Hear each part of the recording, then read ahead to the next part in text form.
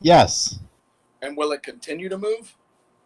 Yes, until an opposite force hits it from the other direction and stops it. But once it's traveling, it's going to stay traveling continuously in space. You have to. Your question was kind of malformed. You gave the spaceship a weight, indicating that it was within a gravitational field of attraction. I let him slip on that. I know. Yeah. So if you correct it and say a 5,000 kilogram ship, and you push it with 5 kilograms or 5 newtons of force, correct. You'll accelerate it to a certain acceleration. So, but that's completely different than being down here in our medium. Yeah. Right, because there's a constant force working on you downward. Yeah. It's called gravity. I'm just wondering, can you apply a force to something in space and it not move? Because it's going to move, no matter, even if the force is very tiny. That's right. Yeah, I could literally take a fly and bounce it off that ship, and the ship will have started to move. Perfect. From that fly that's not necessarily move, but change in acceleration. You can negate the other gravity that was there. I mean, you could call it a move, or you could cancel a movement. Yeah. So I'm referring to a situation where it's, say, very far out in deep space and does happen to be stationary. I'm using a hypothetical. Yeah, you got to answer the question he's asking, though. So you should clarify. What do you mean? I don't know what he means. That's the problem. How could something be stationary in that medium? I'm using a hypothetical. Okay. A hypothetical means that, say it's hypothetically this 5,000 pounds of mass is just dead stationary. If I deflect a fly off of that ship, it will start to move. It's going to be very slow, but it will in fact start to move.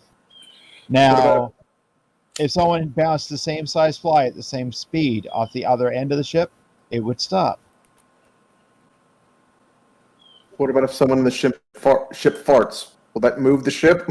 You're within the vessel, so you would need constant energy to stay in the same place in space-time. Remember, the galaxy's always moving, so you'd need to counter that. But if someone inside the ship ran from one end of it to the other and then stopped, the mass of the person running from one end of the ship would move that amount of distance and then stop.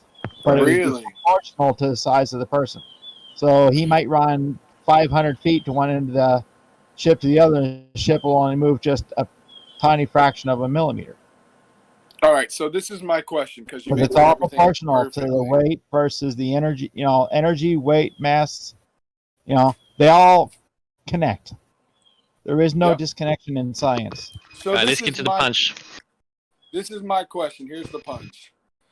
Why is it that, like, when a giant volcano erupts, that it doesn't send us off our little course that we're going on here? If that's the case, if a fly can run into a spaceship, no. We just covered that. It doesn't matter. I'll answer part of your volcano thing. You might understand it a little bit. You're talking about a massive explosion on the side of the Earth. Yes, there's a lot of force there. The Earth has a lot of mass. Yes. But that blast does not leave the atmosphere. It is brought back down. So the mass that was ejected up into the air comes back down and lands on it again, therefore counteracting itself. Great question that is. But it's applying the force to the actual Earth. As it goes up, it's applying a force downward. It doesn't matter where But as soon as the materials come back down and land on the surface, they reverse the action and stop it. No, as soon as the volcano fires, why doesn't it push the Earth? Yeah. As soon as the Earth feels a force, it's not going to be even noticed. Why? You just said any force, the smallest amount of force will affect the object. Yeah. Yes, it does. But again, it's going to be such a tiny movement, you're not going to notice. But now that same projectile that came out of that volcano causing the force is going to come back down and land on the surface. Wow, really? What projectile are you talking about? We're just talking about. Hey, Spurs Schemo, I'm gonna hand it over to you. I made my point. No, you've got it. You've done it. I was just like, wow, that is because you just said. I don't know what the hell dude. You say force is negligible, the energy is negligible, but this coming back down bullshit, that's totally irrelevant. You guys just got fucked up. Can I jump in and make a correction? So, Japheth, sometimes volcano explosions and earthquakes actually do affect the way the Earth spins and its movement through space. Depends on how big they are, the force and everything. So like here, there was a very popular or very big earthquake in Japan. 10 years ago, it actually shortened how long a day is. This is something you could measure before the earthquake and afterwards. So you're saying it spanned the Earth spin up? Yeah. Yeah. It's turning faster. Wow, that's amazing. I know none of us believe that bullshit, but it's amazing that you're claiming it. Well, it's been measured. Direct measurements. So you're basically just hand waving direct measurements. The empirical science you want. Let's see him. It's so hard. You want empirical evidence, you get it, you can't accept it. This is what you were asking for. You were asking, is it possible for these things to alter the orientation of the Earth, the speed of the Earth, or something? Yes, it is possible, but it's a very tiny amount. Right. Yeah, but it's gonna measurable. Eventually it's gonna get exponential over time. What do you mean? Only if No, you've got not the same force exponential. coming from the same place, right? But we have volcanoes all over the Earth, spewing stuff out in all directions. Exactly. Yeah, it's not equal. It's not like one's on the direct other side of this ball where one goes off and pushes. Yeah. But it's not all in the same place, and you're saying it's going to, over time, it's going to be these changes are going to be exponential. Well, they're going to be all over the place, right? So you can even take this one step further. The sun's supposed to blast out solar flares or something like this, and that would also change the sun's direction. Who is scraping again? Who's doing cocaine? Coronal mass ejections, yes, we know. Solar wind, yes, we know. What about it? Excuse me. So a volcano or other thing like that is only going to add to the velocity of an object. No, it's only going to add to the velocity, and it's not going to accelerate unless it's applied consistently over a period of time. So like 10 minutes. No, no, Brendan, that's wrong. An instantaneous impulse can have the same effect as a continuous thrust as you described. So, yes, it's going to accelerate. It's not going to accelerate the Earth. It's just going to add. Yeah, to its no, it will. That's an acceleration, increasing the speed or something like that. That's an acceleration. It doesn't. They already said they had measurements of it accelerating. There was actually a plan by the US to do this with rocket engines. It was a slight shift in speed. It's not a continuous acceleration. Did you hear me speaking, Glass Monster? Did you just think that probably what I was saying wasn't worth hearing, and we needed to get on to what you had to say pretty quick? Is that Gem Panda? Yes. What's up, Gem? Hi, mate. So, as I was saying, there was a plan by the US to build huge rocket motors and stick them at various points around the Earth on the same line of latitude and change the speed of the Earth by blasting these rocket motors for some period of time. It never got beyond the hypothesis stage, but is that longer workday, more tax, Jim? We want citation. Is that a longer workday, more tax incentive? I don't know what the idea of it was. Weird purpose. We were going to hold the world ransom for $1 billion. Gem. Speak louder, virus. The idea of it was it's science fiction. That's what it is. Yeah, it's science fiction, but it is one way we could use to move the sun if we needed to, or to move. You could move Jupiter.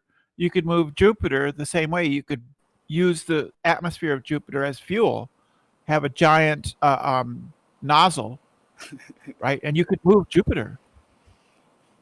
Yo, I love you guys. It's been great, but now that I backed you into a corner, we're starting to get into the most ridiculous. Oh yeah, we're so in a corner. We're just so in a corner. We haven't been able to stuff. We're 5 trying to minutes avoid ago- what you're saying. Jim, Jim, 5 minutes ago, you guys said it would do nothing, and then 5 minutes ago, you said it does change the speed and. No, that's why I said Then I you disagreed guys with go back Glass. and forth.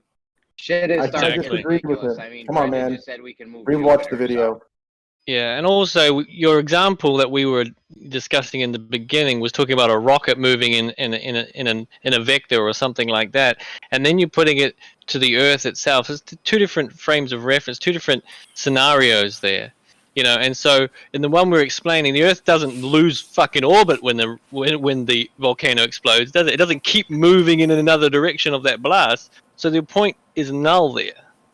Because there are the forces that we spoke about, the gravity well and all the rest of it acting upon the Earth, keeping it in orbit, and not acting like a rocket firing a booster or a fly hitting it and moving it, or the amount of pounds of pressure. None of that is relevant to the volcano thing. So, you know, kind of see the distinction between those two examples. They don't comport to the reality that you think you won on. Thank you. Right, yeah. That's why I asked you all those questions to set up my question, because you already answered all those questions. I got a question for you then. And then on top of that, they said that you guys got records of it actually happening, and now you're telling me it doesn't ever happen. No, what I said is not relevant to the first example, because the Earth doesn't fire, the volcano doesn't erupt, you know, creating a blast or a propulsion force that then keeps us moving out, you know, in one direction forever, like the example given to you. So then that's why what I'm saying. It's not relevant. Why did they say that a volcano erupted and it changed the time of days and spin of the Earth? If it's not relevant. Because that's the spin of the Earth. It's not losing orbit. It's not going in a vector in the same direction, is it? It's spinning in the same direction, only faster. Like I said, it can have an effect. That's your question. Can these things have an effect on the Earth? And I said, it can have an effect, yes. There was an example to demonstrate my claim. What more do you want? It does happen or it doesn't happen? Because we've gone back and forth now. Oh my God, what did I just say? Can I just add in? It does happen. When you do a Jupiter flyby calculation, guess what? You're actually taking away angular momentum from the planet by doing that swing by maneuver to increase your speed. When you do a flyby, that's exactly what you're doing. When you fly by what? A Jupiter. Forget this guy's not going to get it. But the rest of the room understands what that Newton is Newton. It's all fucking news, guys. If the shit is negligible, that doesn't mean it's not there. Why are you playing fucking possum on this shit? You can calculate thrust on the Earth. You can calculate thrust on a spacecraft. Like it may be minuscule or it may be important. It may be important. It may be instantaneous. It doesn't count. Or maybe like solar radiation pressure is long affecting, and like aerodynamic drag. It's tiny, but it's happening all the time. You basically it depends on the scale of the acceleration and the time scale on which it's applied. It's very complex, and you don't understand it. I got it. Well, he's a literal rocket scientist. Work on it. We can see what's happening here. At it, but I have experience. No, I'm just saying, everybody heard you say it's extremely complex. You don't understand it.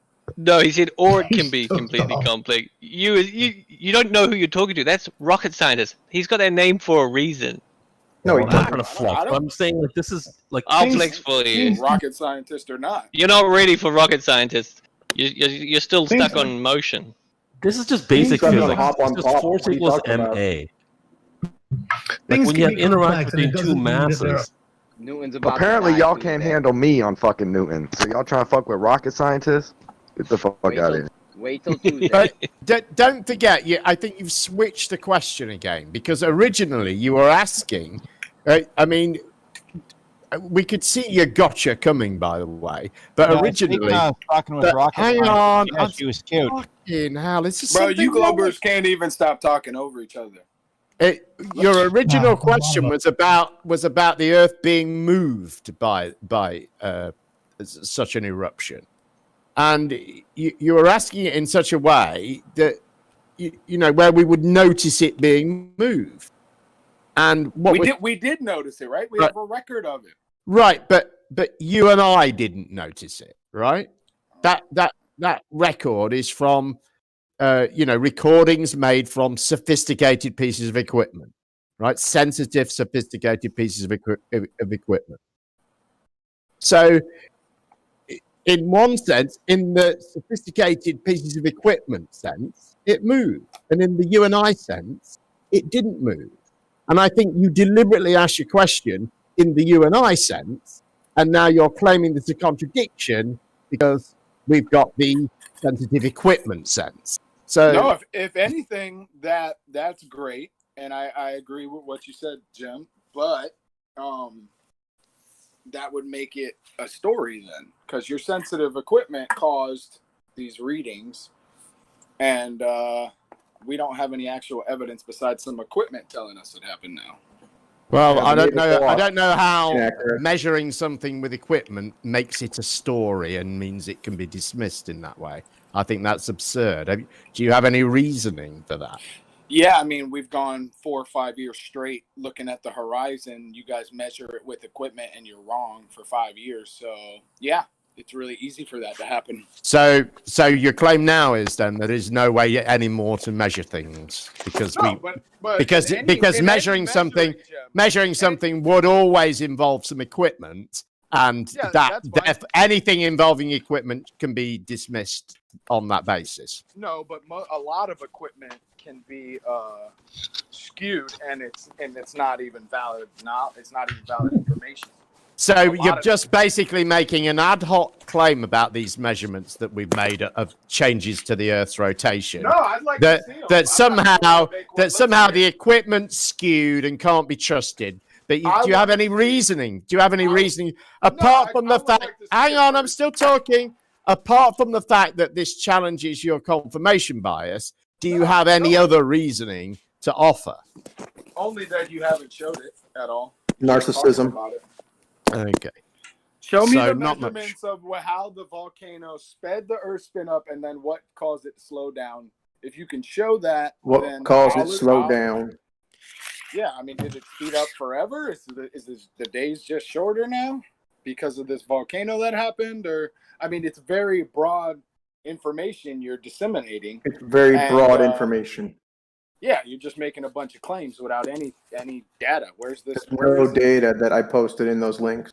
None whatsoever. I didn't see Don't look at the links. No, I'll look at these are not the droids you want. The Dunning-Kruger? Who posted? Who's this that posted? Yes, the Dunning-Kruger is the one about the earthquake. Well done. That's the one you posted? Mr. Scott, you missed it. It was a great one. So,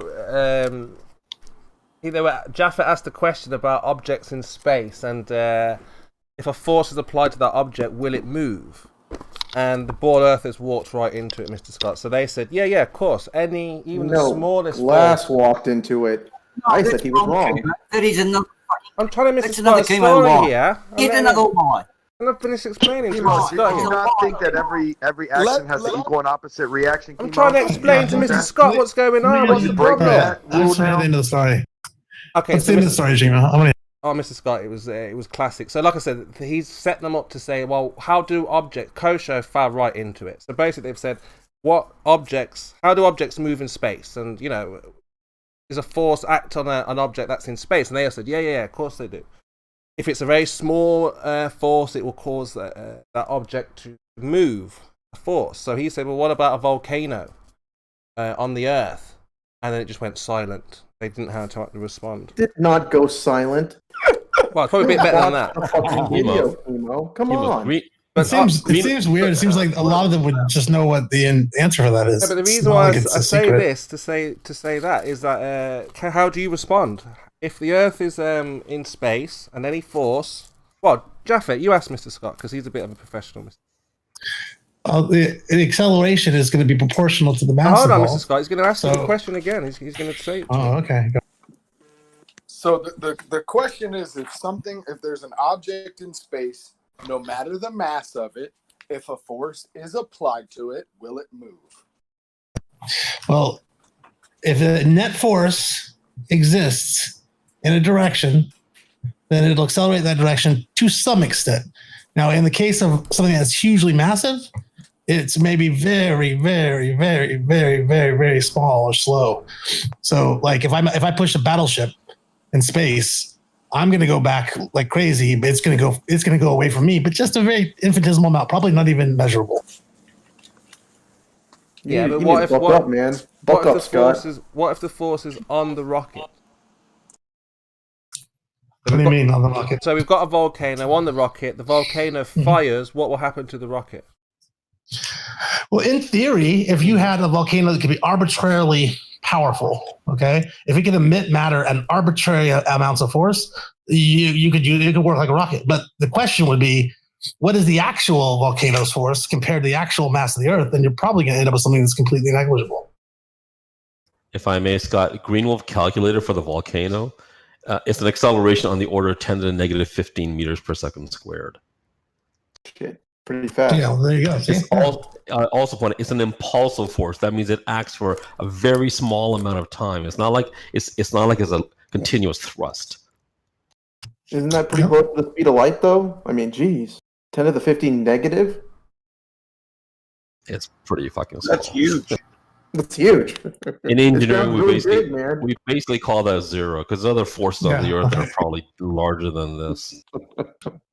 I mean, I remember when I was in debate, we used to run this thing called Sino jump, which was this argument that you got to be careful about policies you make, because if you make anything that is very surprising to the Chinese and too many of them jump up in surprise, there's a billion of them. And we had this very complicated argument that we go on and on about how it would push the Earth off its axial tilt when they all land and blah, blah, blah. I heard about this. Yeah, that's right. So that's the point.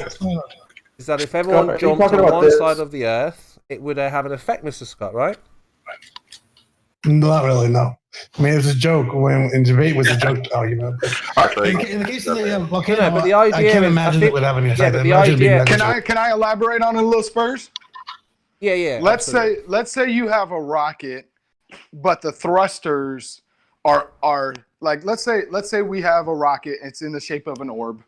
And the thrusters are all around this orb, like a golf ball, say. Every little spot is a thruster.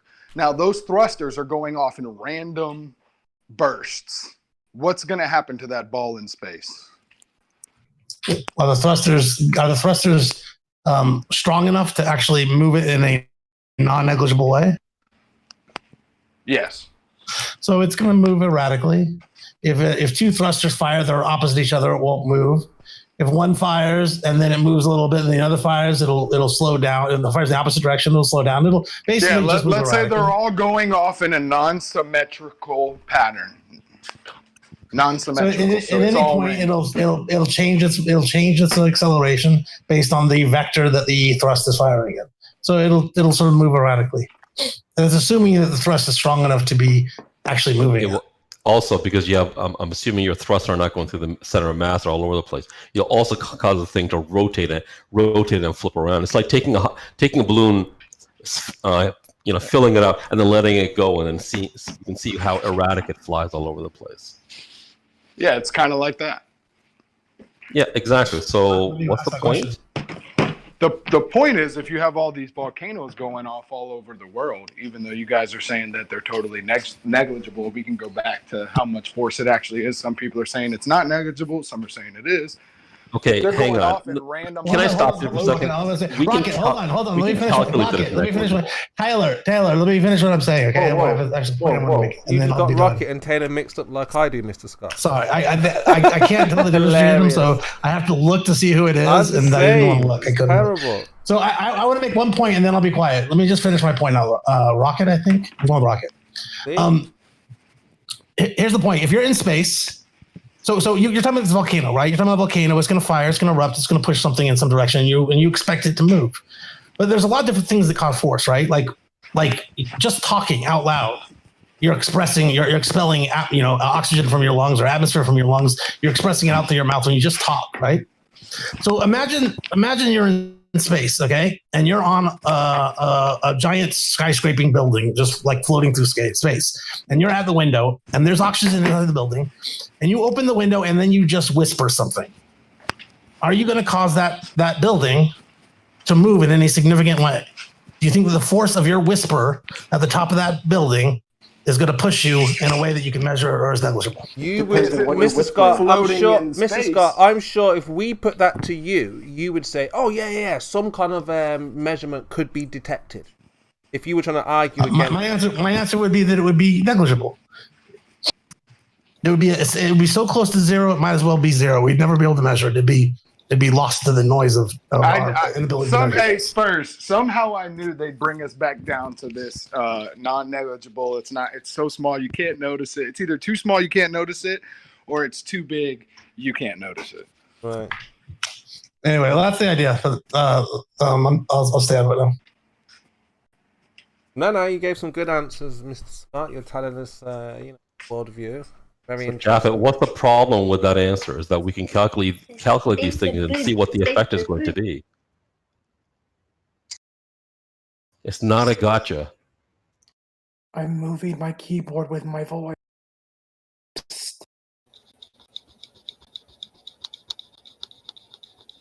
No, but this is a bit different because the Earth is in space.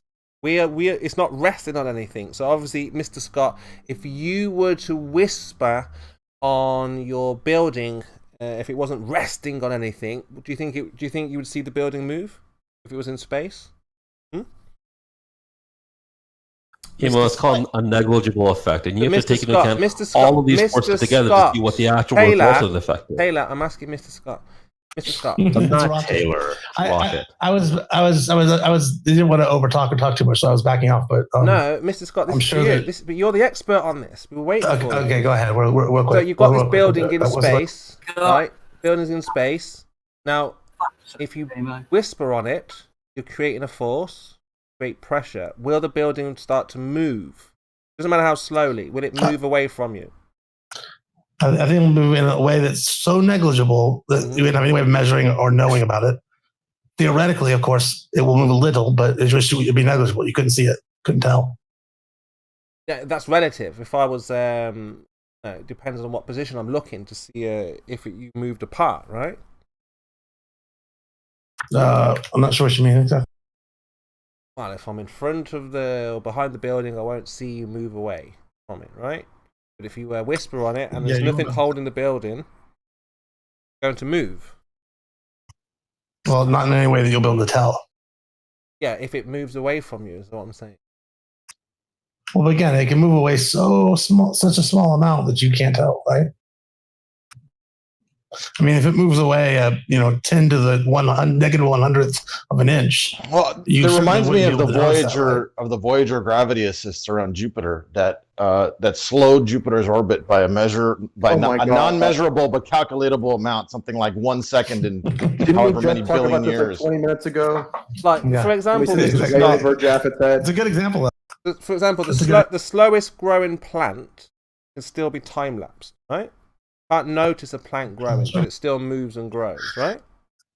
Yeah. Yeah. So I believe you. I don't know if that's true, but I believe it. What, the slowest growing plant? You think you can't time lapse it? Yeah, I just don't know what it is, but I believe you. I don't know what it is either. I don't know what it is. I'm just saying that you can't see it growing, but time lapse we could. So the same thing in space with the building. Okay, whisper on it. Well, it depends on how long your time lapse goes for, right? If it's gonna take an eon for it to move, a 1,000th of an inch, then you're not really gonna, in your lifetime, you're not gonna be able to see it no matter how much you time lapse it. So I think that's the trick, is you just got to think about the right amount of magnitudes here. You're probably just not letting your imagination go beyond certain sort of like limits that you have imposed without realizing it. You're probably thinking the smallest anything can be is, 1,000th of an inch or something. And you don't realize that you're doing that, but that imposition you're putting subconsciously is keeping you from being able to understand this. Why are you calling it imagination? Reality. Well, because that's how we visualize things in our head. Now he's going to say, well, see, Mr. Scott said it was imaginary. You believe in imaginary forces. Okay, so I learned that. We've got a Mad City. Check your mic, Mad City. Check your microphone.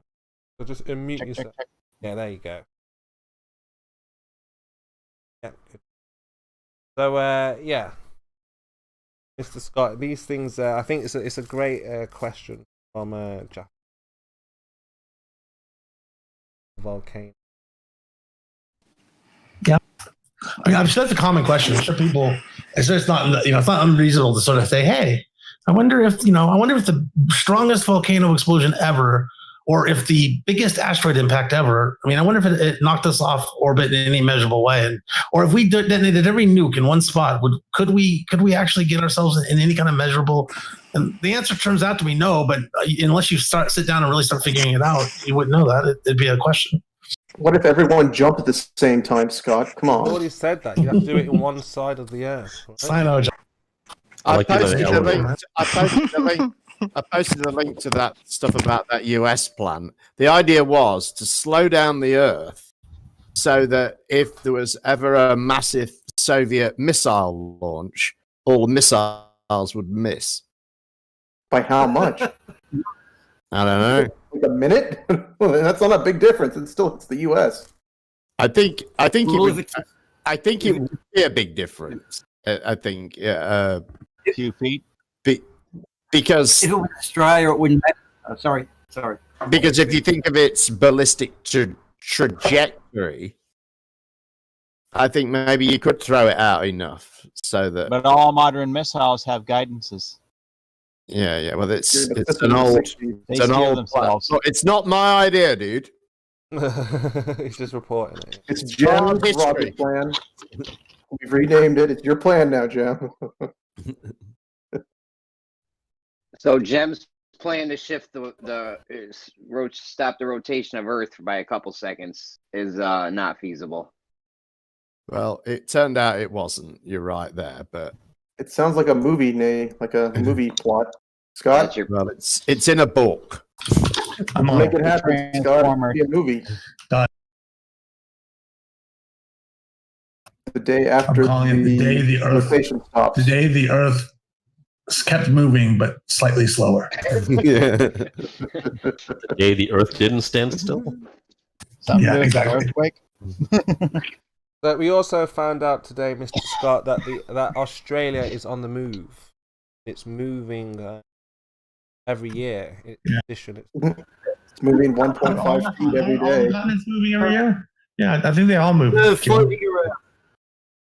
Floating around. According to Timo's Australia. What do they do? 60, 70 miles an hour a day or something like that?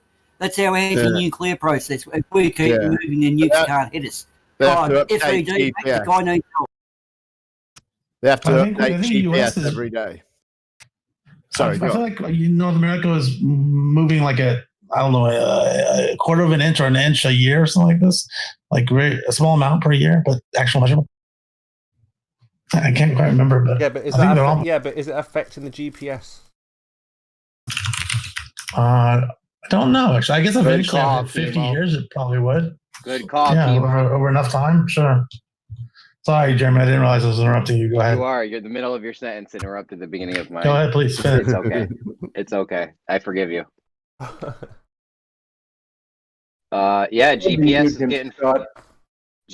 is getting fucked up by this chemo. Mm-hmm. Just another thing that they're having to ground position satellite. We always update our GPSs all the time. Yeah. But didn't you know the real important stuff that only 5% of the Earth has been discovered? Oh, sorry. I mean only 5% of the oceans have been explored. Sorry, wait. What I meant was there are 15 places on Earth not yet explored. But I think the more important question is like, what will you atheists do now? It's not a globe. I mean, because you had plans of going to Mars, to the moon. Now all that's out the window. What's the future for the global atheists? Is it out the window? Fuck's sake. Yeah, but we know no one's going to Mars, no one's going to the moon. So what I'm trying to ask is, like, what will you do? We don't know that. We're going to the moon. Don't disappoint me, Kimo. It's not happening, Jeff. No one's going to the moon. It's just when he laughs, that's his tell. I'm not trying to be mean about it. That's why. On the point. Now, again, if you were speaking to another flat earther, you would get absolute ridicule. But I'm trying to say to you, look, guys, prepare yourself for this event that's not going to happen. right? So the idea is, what will the atheist Glober do? It's gonna happen. It's gonna happen. You wait. How much? This isn't a United States president saying it, is it? Just a US president. It's, you know, people like Elon Musk who've actually got the means to achieve it. And oh my God! They've been talking this back to the moon shit since the '90s. They already canceled the 2024 mission. They already canceled. Oh, there you go. You see, it's not canceled. There you go. Where did you get that from? Look, guys, you want to put some money on it that no one's on the moon in 2024? I was just about to say, let's bet on it, right? No, all big projects. Let's all bet on it. All big engineering projects get delayed, or nearly all. Let's not get angry. It's delayed 60 Don't get angry, years, ballers. It was just no, a simple... it's not. That's They're not going to get true. angry now. I was just making a simple point that what is going to happen with the ball earthers, atheists now, we're not going to the moon, not going, you know, don't start arguing. Like, you've got to show that you can go to the moon like it's possible. It's not possible. So what now? Let's talk about the future of man on the earth, on the flat earth. It is possible, though. No, you've just heard, Brenda. It's been cancelled. It's been cancelled. No one's going to the moon in 2024. You're lying. No, I plan every month to summit Pikes Peak at 14,000 feet, about just a few miles away. Yeah. But it looks really hard, and I think I might do it next month. But I'm not sure that means I can never do it. Right. No, I mean, look, the future for everyone is on the earth, here on the ground. Unless you're like a daredevil and you like to do like that Felix Bow something guy, you know. Baumgartner. Well, so I'm gonna put off that 8,000 foot climb until next month because I haven't bought a propane burner so I can make coffee when I. Now, if you pass that off month after month for 50 years, then we're gonna just think you're a liar, bro. How did it get to 50 years? Have you summited Pikes Peak? What are you saying? Just climb a mountain or something? Yeah. Negative. Can I ask a question? Hang on, I want to know if Jeff has climbed this mountain because I haven't, and he hasn't. And that obviously means nobody can, right? No, I didn't say nobody can. I said you can't. If you lie about it for 50 years and say you're gonna go, and you don't go, we're gonna think you can't do it. I think you're probably in a wheelchair or something. You can't do it. Oh, that's what I would think. How many times I wouldn't say no one can. How many times to do one thing before you can say that it's capable of being done? The first time would be nice. It'd be nice if someone could do it once. We've been to the moon. I wanted to ask. No, Deborah, we haven't. Yeah, we have. We can prove it. So I mean, Jeff, have you been to the top of Pikes Peak? I've been to the moon. Have you? Yeah. What sort of drugs took you there? They're called moon rocks. Okay. I'm sorry, Brenda. What were you going to say? That's street slang for PCP. Yeah. Brenda wants to argue. Go on, Brenda. No, I don't want to argue. No, not argue. I was saying you want to argue for the moon landings being a real thing, right? No, I wanted to ask a question. Just be quiet. It's a serious question. I wanted to know from like Negador or other people that know why we're going back to the moon, because I understood that there really wasn't a lot of interesting science or any exploration to be done on the moon. We pretty much already know, it's a dead lifeless rock, and there's not a lot of interesting stuff there. I thought Mars was more. Well, apparently, Brenda, they said that there's gold there and all kinds of other minerals and things there. I'd like to answer from somebody. You're just misinformed. I'd like an answer from somebody who actually knows a thing. She wants a peer review. I definitely know a thing. You actually thing being discussed. So.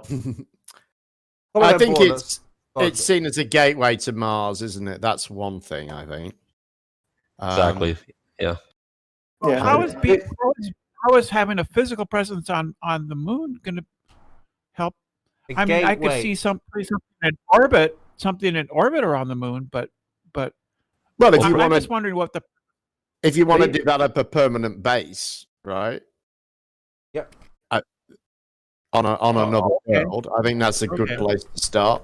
Like as a refueling point for further launching missions. That's one thing that can be done. I used to love all this idea. The second thing is, I mean, there is still more to be researched about the moon. We don't know much about what's below the surface. We haven't drilled into the moon. Maybe there's diamonds down there. Maybe there's gold, right? How far you think they're going to be able to get down in the moon? 8 miles?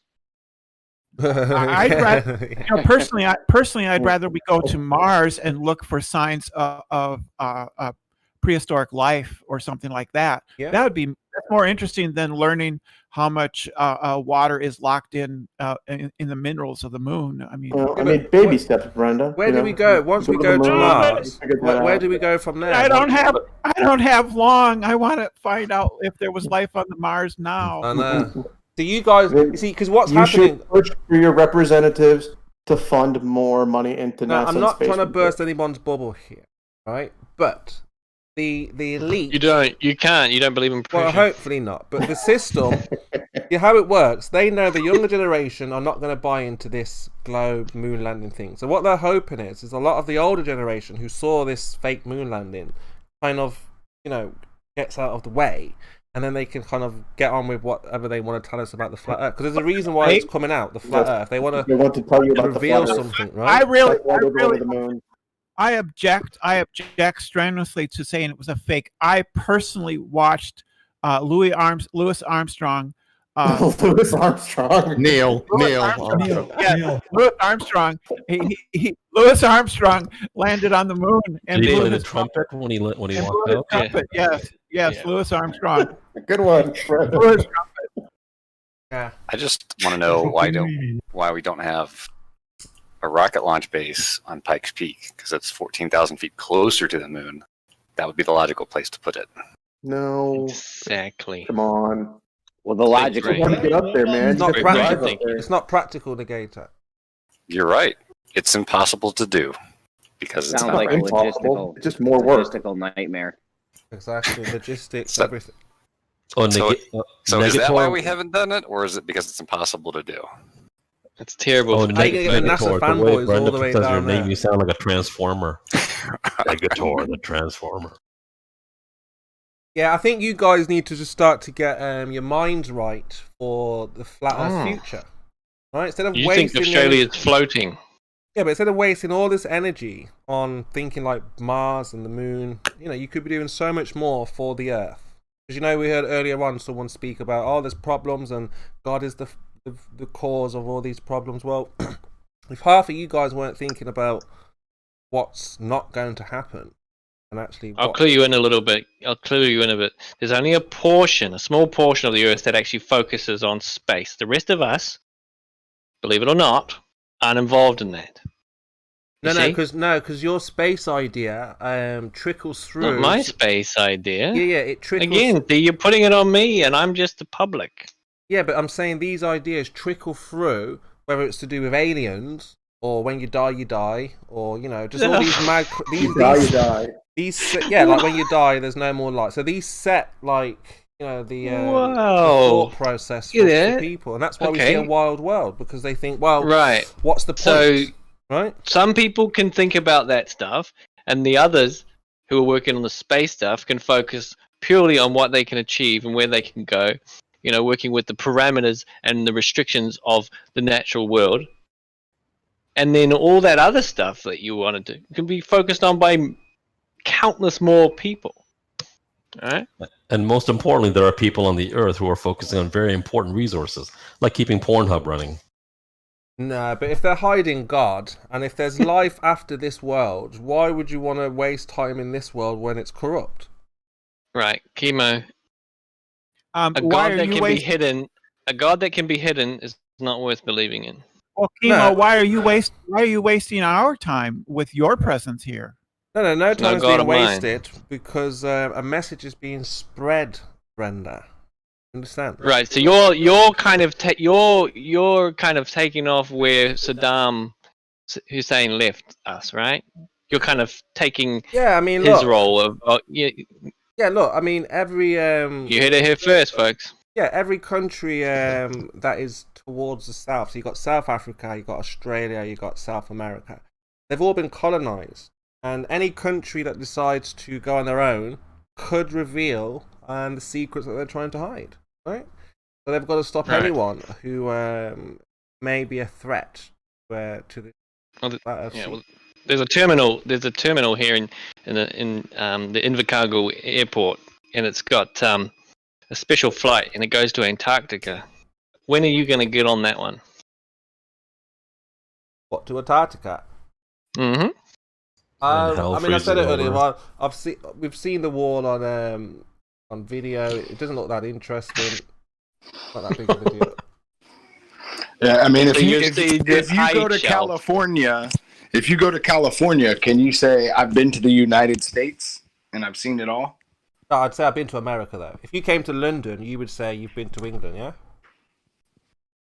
Yeah, but you wouldn't be able to say you know that much about it. You'll know about London, but you don't know the rest about England. I know, but you still kind of just say you have kind of.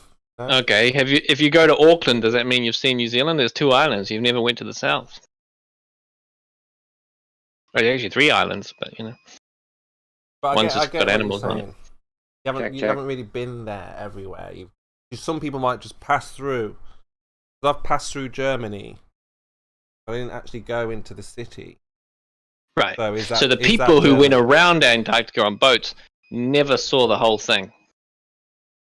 That's your claim? No, I'm just trying to back up Japheth's point. No, I'm just trying to bring you back to an easy question. So because I stopped in Germany, did I actually see Germany or go to Germany? All right, we're moving on from that. The people who've gone right around Antarctica, did they see the whole thing or not? No. Again, well, yeah, I think Magellan, or what is it? Who's been around the ice wall? I'm talking more recently. What do you mean? In a boat around the ring, the edge of the Earth? Boat, plane, whatever. No, I don't think we've seen a plane go all the way around. Yeah, I mean, you'd see a lot more in a plane than you would a boat, right? So if you're on a boat and you go around it, you can't say you've seen the whole thing. And then some guy goes on a plane and he's like, yo, did you see this? And they're like, no, I didn't see that because I was in a boat. Right, I see it around the whole thing, seen around the whole thing. I didn't see seen over the whole thing. I see it around the whole thing, meaning it's perimeter. There's nothing more there. You come back to where you started on a flat Earth. That's problematic. Hot mics. Okay, stop the scaffolding. He's shoveling his driveway, but it's not winter yet because he's a flat earther. Actually, I'm selling things. That was good. I like that. It's problematic for you. He's setting up his lemonade stand. So, I mean, let's think about this. You guys are setting yourself up for a fraud because the expectation is on you guys to deliver. So we can stay on the flat Earth. Hold on, let me finish. So we can just stay on the flat Earth and just be on a flat Earth. You know, we're doing flat Earth things. There is no model for your flat Earth. Goodness sakes, sheeple. So we're on the flat Earth, living the flat Earth life, doing flat Earth things. Stop making bullshit up, Kimo. I won't interject. You're supposed to be doing globe Earth things as a glober. Right? But you're not. You're doing flat Earth things. You're supposed to be flying in space, going to the moon, going to Mars, doing all these wonderful explorations. Like, we don't see you actually doing, sheeple. So, all right, here's a question, Kimo. Would you get on the rocket with a free ticket? Absolutely. Not. No, you wouldn't. You don't even want to go to Antarctica. I just said not. Absolutely not. It's very dangerous. Right? Absolutely not. Right. So, what does it matter? What does what matter? Well, but for a flat earther, you're not going to believe it until you see it yourself, but you're not prepared to go yourself, even if you're given the free opportunity. When I was a kid, I wanted to go to the moon, be an astronaut, all those things, yeah? I love the idea of space and flying through the cosmos. You know, I used to think, well, you could go as fast as you like, for as long as you like. It's right. Amazing. But that's so you love the idea of space, but you would give up a free rocket trip. No, not now. Now I know it's not possible. You can only fly into the dome or into the... Well, it's not a dome. It's just like... You just identified why Kimo's a flat earther, because he was not able to be an astronaut. His childhood dreams were broken, and therefore he turned in defiance flat earth. Kimo, didn't one of your buddies set up a GoFundMe or something similar for a trip to Antarctica, and he was going to take you if they raise the money? Whatever happened with that? I think the lockdown. Oh, okay, sure. Did you raise a lot of money? But, you know, on consideration, it's what's to see there? You go there, there's just ice. Ice. What's the big... So no wall, then? That is the walls. No ice dome. Wall ice. Ice no wall. dome edge. A dome, I don't think you'd get to the dome by walking. You would freeze to death by the time you reach like the edge of the whatever the edge is. But the edge of the Earth is like Argentina. The edge of the Earth is South Africa. The edge of the Earth is South Australia or New Zealand. That's the edge of the Earth, the actual Earth, ground. But everything else is just water and ice. See? But then Admiral Byrd did say there's more land beyond that wall, but we haven't. No one's shown us that. To the sea. Hey, Sheeple, where do you catch a flight to go to Antarctica? Invercargill. Yeah, why can't you go to? Why can't you get one from Vancouver? They don't it's supposed to be all around us, right? You should be able to take a flight from just no. There's only 2 straight up. No. Look, let me show you the map. Yeah. Look at the map. The compasses are amazing. The way they don't show south all the time. You're not facing north. It's so weird. On the flat Earth map, there were 2 points of ice that bulge out, and those 2 points are the points that splooge out. They bulge. Keeps talking about the flat Earth map, but so far no one has ever presented anything even close to working on being a flat Earth map. No, because the reason that you're talking about would like to see it. The reason why, because what I assume is that everywhere else around the wall, the ice, the wall just starts breaking off, and on this never part, assume. Yeah, and the part where it's South America and Australia or New Zealand, wall there is more solid, doesn't break off as much, so they send tourists to that area. No wall. There's no wall.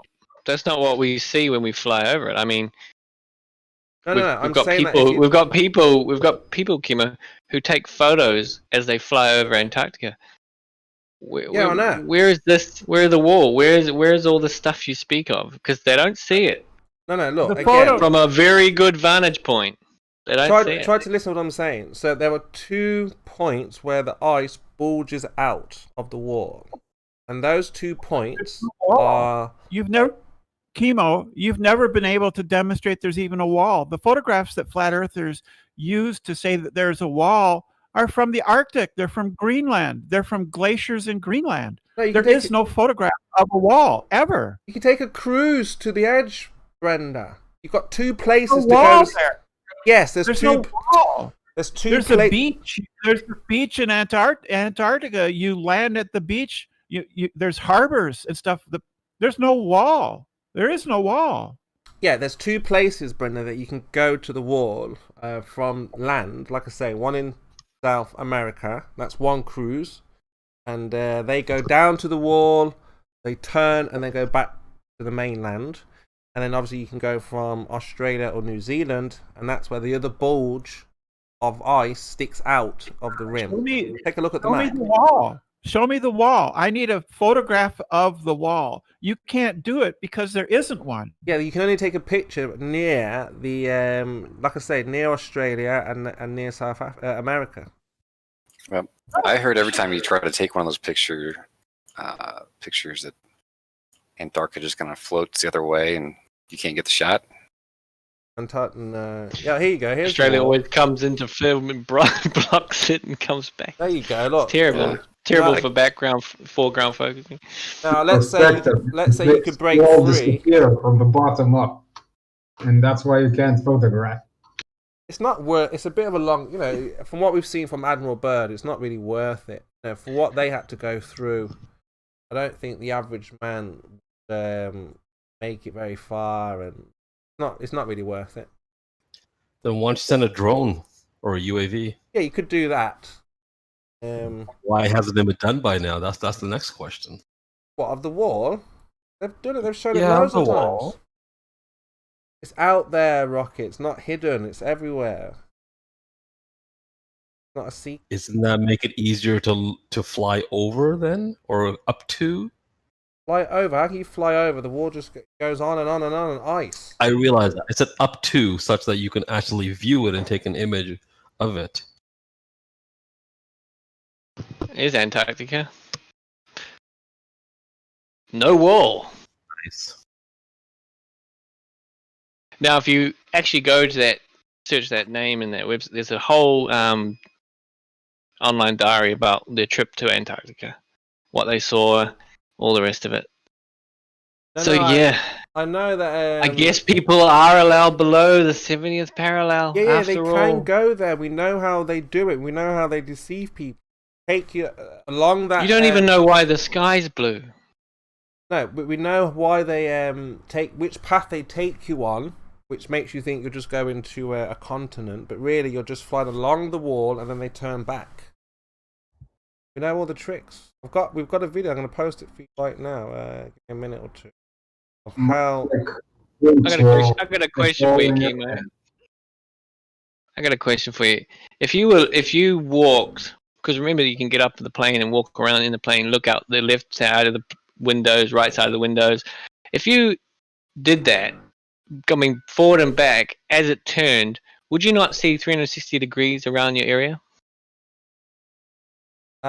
Just like in reality, if you walked in a straight line, looked left, looked right, 180 degrees, and then spun around, look left and look right, is that not 360 degrees of view? Look, hold on, let me show you this here, and then. Or if you started at straight, turned left, and then turned right all the way back around, like the plane would do, looking out the window, would you not see 360 degrees? Right, take a look at this. You just debunked your own point.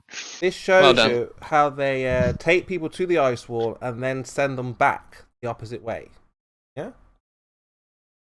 Very, very simple trick is what they do. So when you think you're just going to a continent, they're actually just... We're on to these companies. I mean, it's not that big of a deal. We know how sure you are.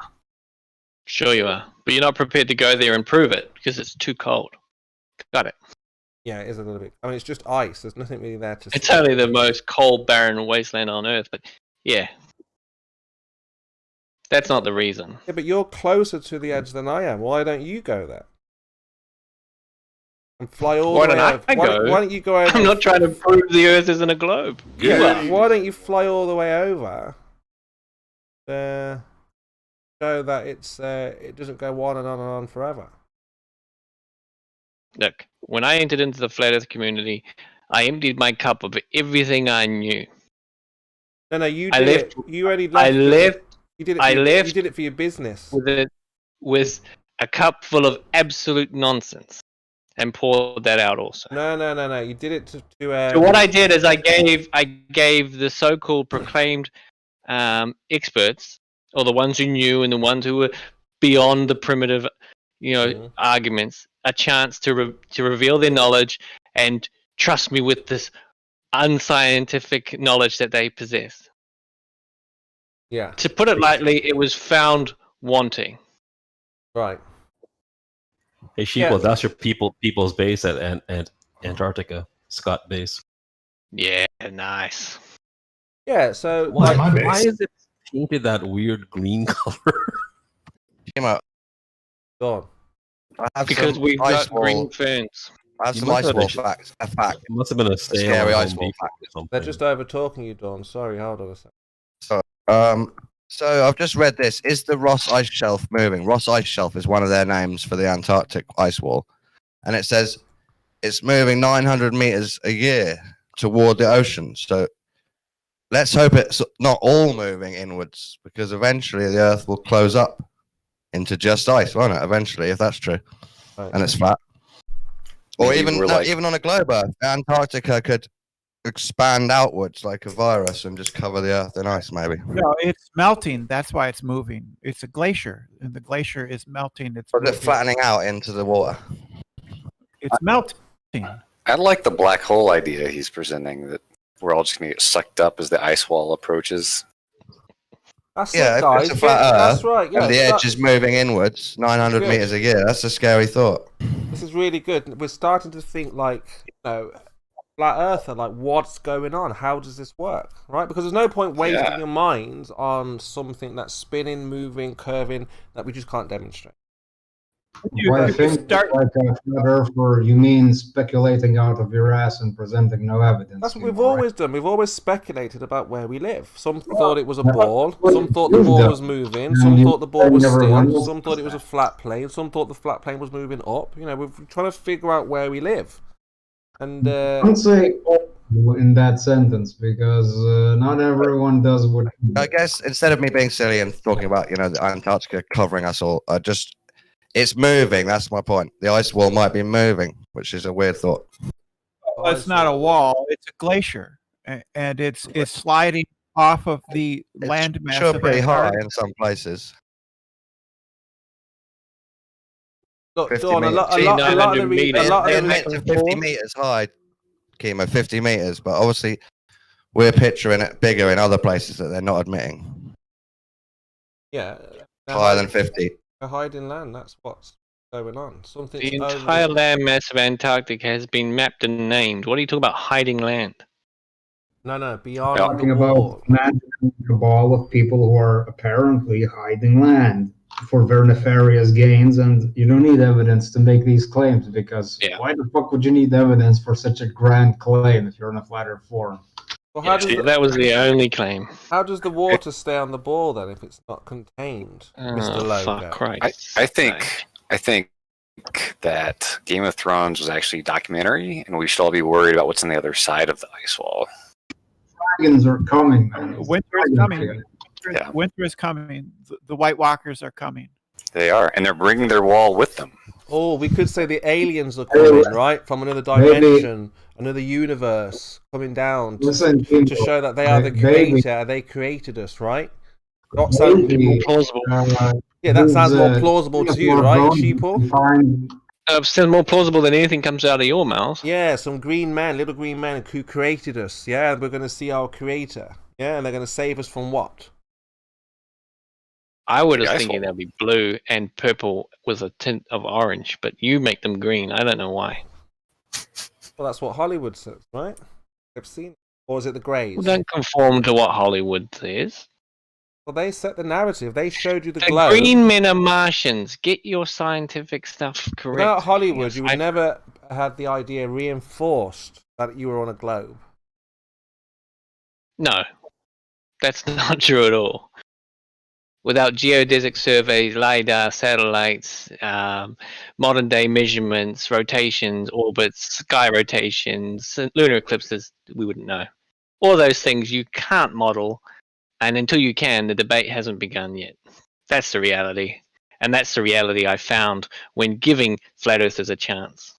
Yeah, but think about it. A model won't take you to the moon. Won't take you to Mars, so you can model anything you like. A model will definitely take you to the moon. That's what are you talking about? You can map the orbital mechanics required to get there, and the best place to launch, slingshot around, whatever you have you. It definitely will help you and assist you, and everything I mentioned will assist in that. This is the point. You've got all these models. It's quite bizarre. It's quite.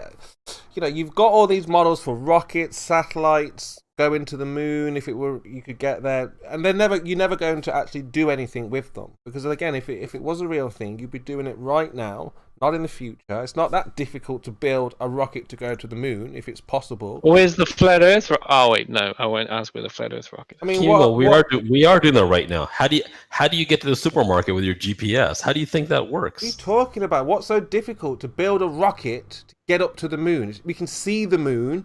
And you're saying you have to. What you think? What's the problem? Tell me what the problem is. What's the issue? I bet you can't think of any issues today.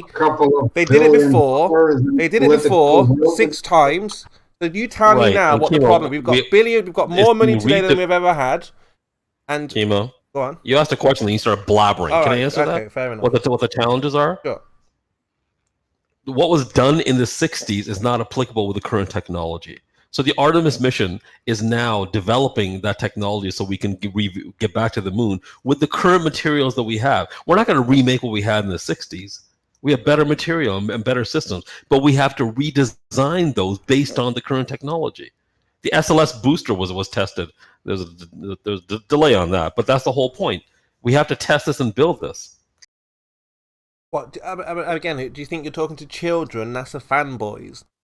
You expect people to believe? I'm talking to chemo. I know what classification you fall into. Have you seen the difference between the cars 50 years ago and the cars of today?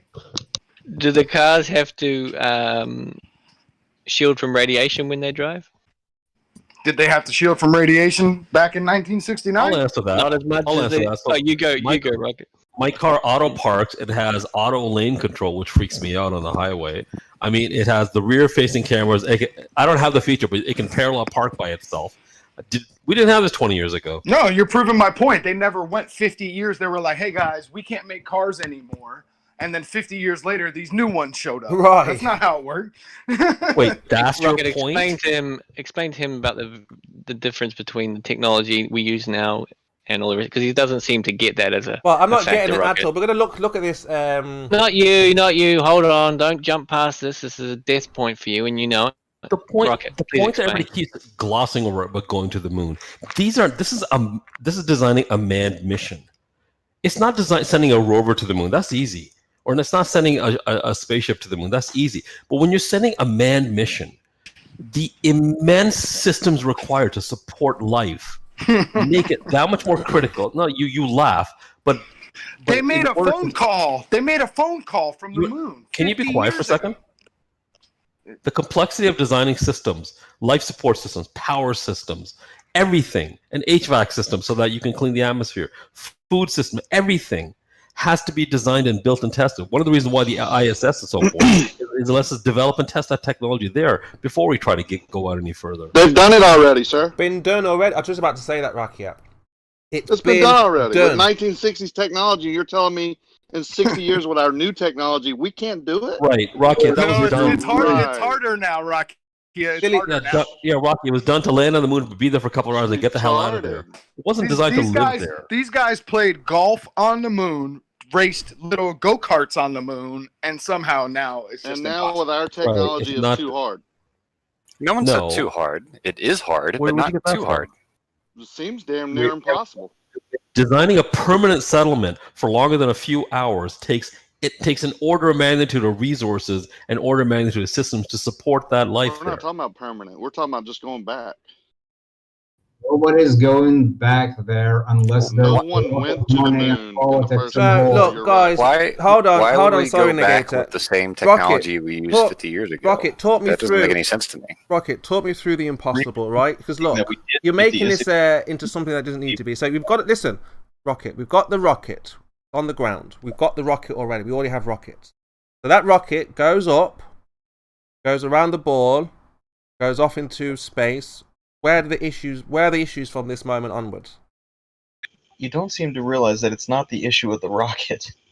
Can I add one thing that everybody just glossed over? The whole reason we went in 1960, sorry, I'm Canadian. I keep using that colloquially. But the whole purpose, the Americans wanted to beat the Russians in the cold race. You don't know that. You were told War. That. No, I do. You don't know that. You don't know that. I studied the history in that. You don't. Yeah, you studied the history in a book. Yeah, but that's not my point. There. I'm asking. Once the rocket's in the sky. No.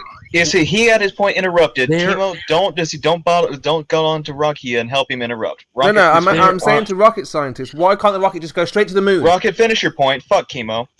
There are a number of technological shortcuts that were done to get the mission. They did launch that mission on time. It was risky as hell.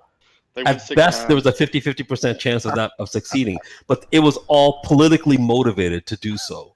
They went 6 times. So what? It didn't seem too risky with no deaths. Not too risky. Apollo 1 won the launch pad. Why is it rocket scientists answering this question? No deaths in space. There were deaths. Rocket scientists. Rockets goes. Forgive me if I'm wrong, but aren't the overwhelming majority of deaths with NASA before space? Yeah. What does it matter where they die? The entire operation is because you can't go to the moon. There's always deaths on Earth because you can't get away from the Earth. Yeah, that doesn't make any sense. If everybody in mankind has died within 250 miles of the Earth, then so what? You can't. It seems like you can't go further than 250 miles. Nobody has died. But people have. You're literally ignoring the people that have to claim that we haven't. According to this guy, because the majority of plane accidents happen when the plane is either landing or taking off, that means that planes flying high in the sky is fake or something. No, that's where it's more dangerous. Take off and landing. That's what. Well, that you don't means. say. You don't say, Rocky. No shit. It's almost like that applies here too. Yeah, so it's real easy to get to the moon. Obviously, they went. Nobody 6 said times it's in the real 1960s. easy. Why is it real easy? It only took them 8 years to develop the whole system. Went 6 times with no problem. Because you haven't said what's It was doable. It's tractable. Put it that way. It's tractable. It's hard, but it's tractable. What's hard about it? You got your rocket, you go towards the moon. So all morning I've heard about how more technologically advanced we are.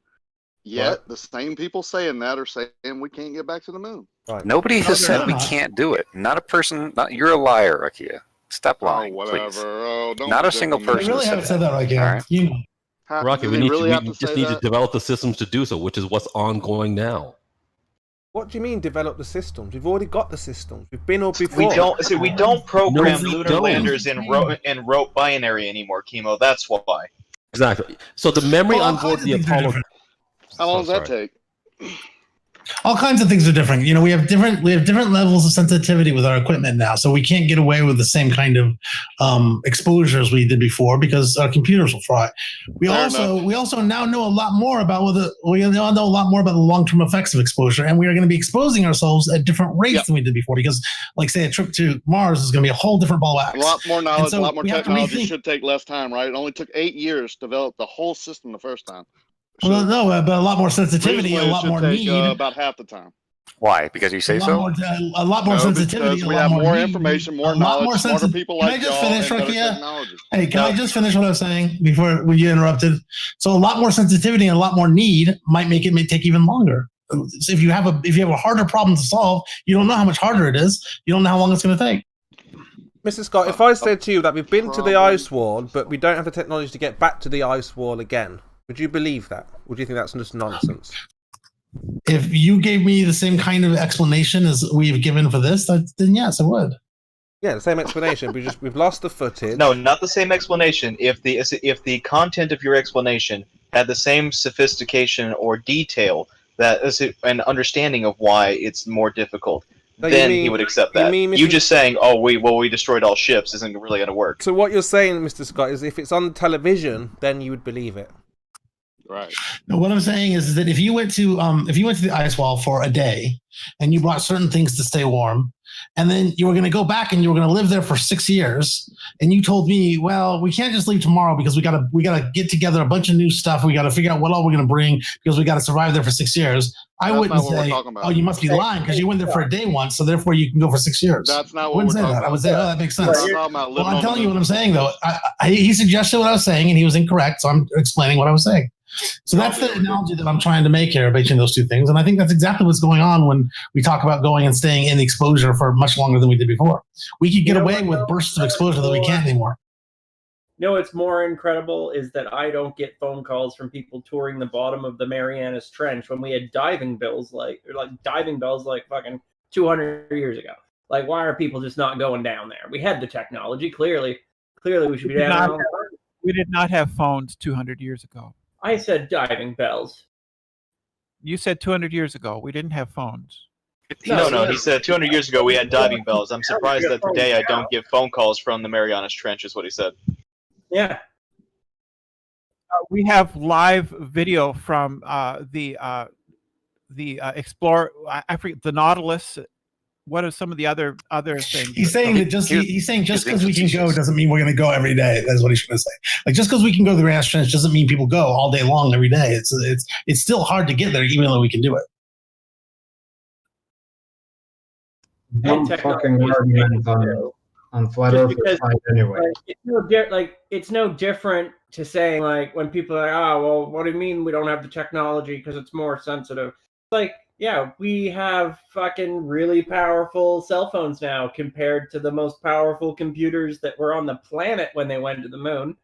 And fucking, they still can't make a phone call, most of them anyway. There may be a few waterproof ones, but you're not going to go swimming in a pool with your phone. You know, like, I mean, honestly, the analogy that I think of a lot is that people say, in 1981, I could have a Casio watch that had a battery that would last me 20 years or 10 years. And now my iPhone battery won't last me but 8 hours. How is that possible? My clock now is only 8 hours long. Why are we regressing in battery technology? Why are batteries worse now? Of course, the difference is that my needs are very different. The power I'm using is different. It's the same with now going to the moon. The way that we're going, the things that we're taking, the time that we're going to spend there, it's all different now, which makes it a harder problem to solve. Stop kidding yourself, Mr. Scott. Stop trying to kid the rest of... Oh, sorry, Rocky. Go on. Chemo, yeah, please let Rocky talk, Chemo. I can't believe I listened to this for hours and hours, how technologically advanced we are, and now how we're just can't make it work. Nobody said we can't. Nobody said we can't, Rocky. Nobody said that. So when did this start? Last year? We just decided to make the technology to go back to the moon last year.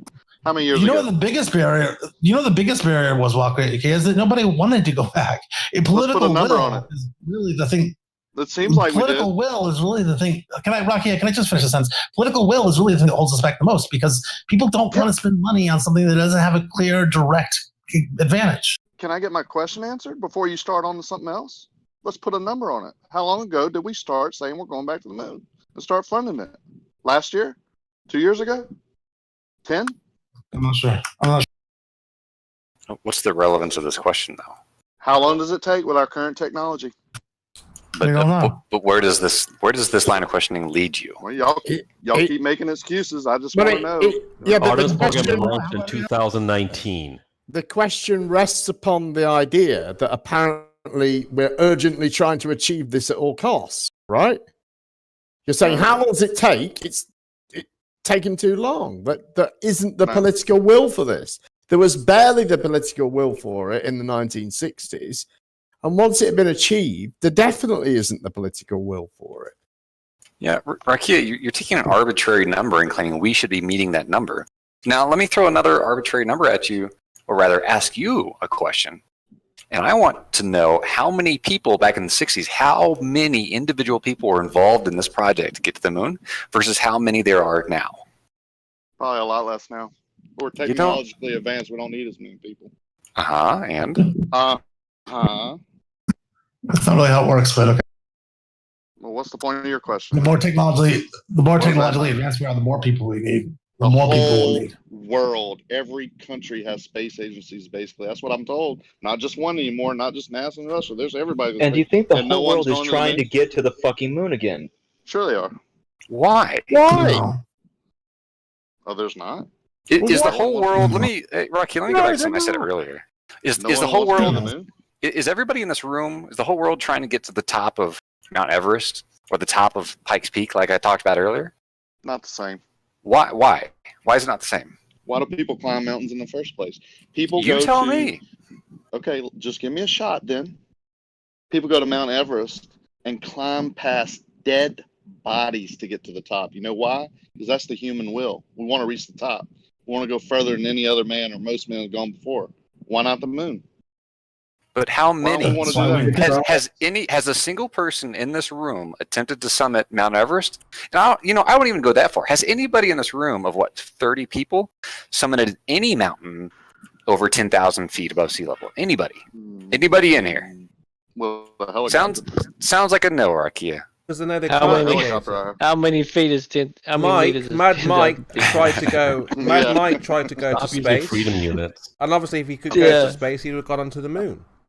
That's what he's talking about. The tops of mountains. I'm talking about the moon. Exactly. A mountain should be a lot easier. Exactly. Right? And because it's so much easier, more people should be wanting to do it just because it's a challenge, which seems to be your only reasoning for why we should go do it. No, but if you wanted to go to a mountain... I don't care, Chemo. You don't need the government. If I wanted to go to the top of the mountain, I could go tomorrow. Yeah, you don't need the government to get you to go to the moon. You need the government to go to the moon. You can't... And why are you not going tomorrow, Rikia? Because I have no interest in doing that, and that's your point of not going back to the moon. There's plenty of interest in it. So you're saying no one wants to go back to the moon? Wait. You just said you don't have interest in doing this one thing that is hard, but all these other people should, because you think so, have interest in doing something else that's hard. No. Why is that rationally coherent? Telling me.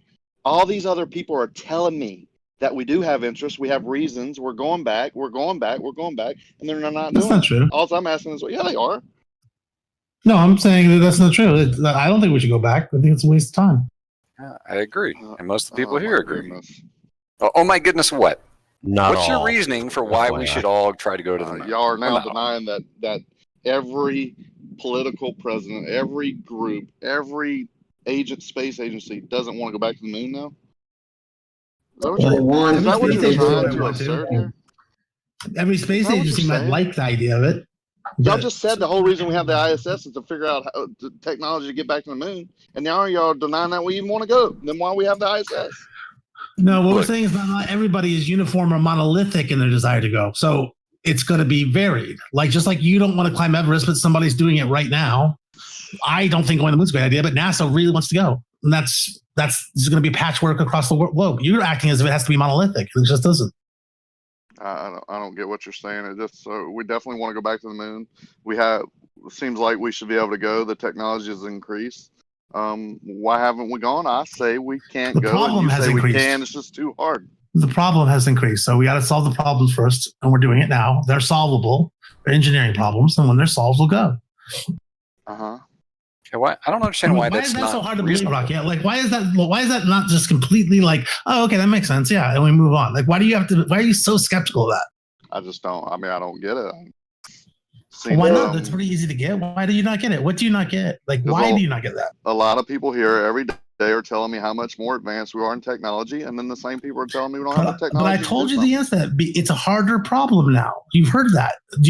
Why is it that you can't take that knowledge, that sentence, apply it to this concept, and then get that, oh, it's a harder problem now. So we also, despite the fact that we're advanced in technology, we have a harder problem to solve. So it may not work out perfectly. It may take some time, a year, 2, 3, I don't know. Why does that not make perfect sense, given that the problem has changed? So when did the problem change? When we started making very sensitive electronic equipment that we relied on. When was that?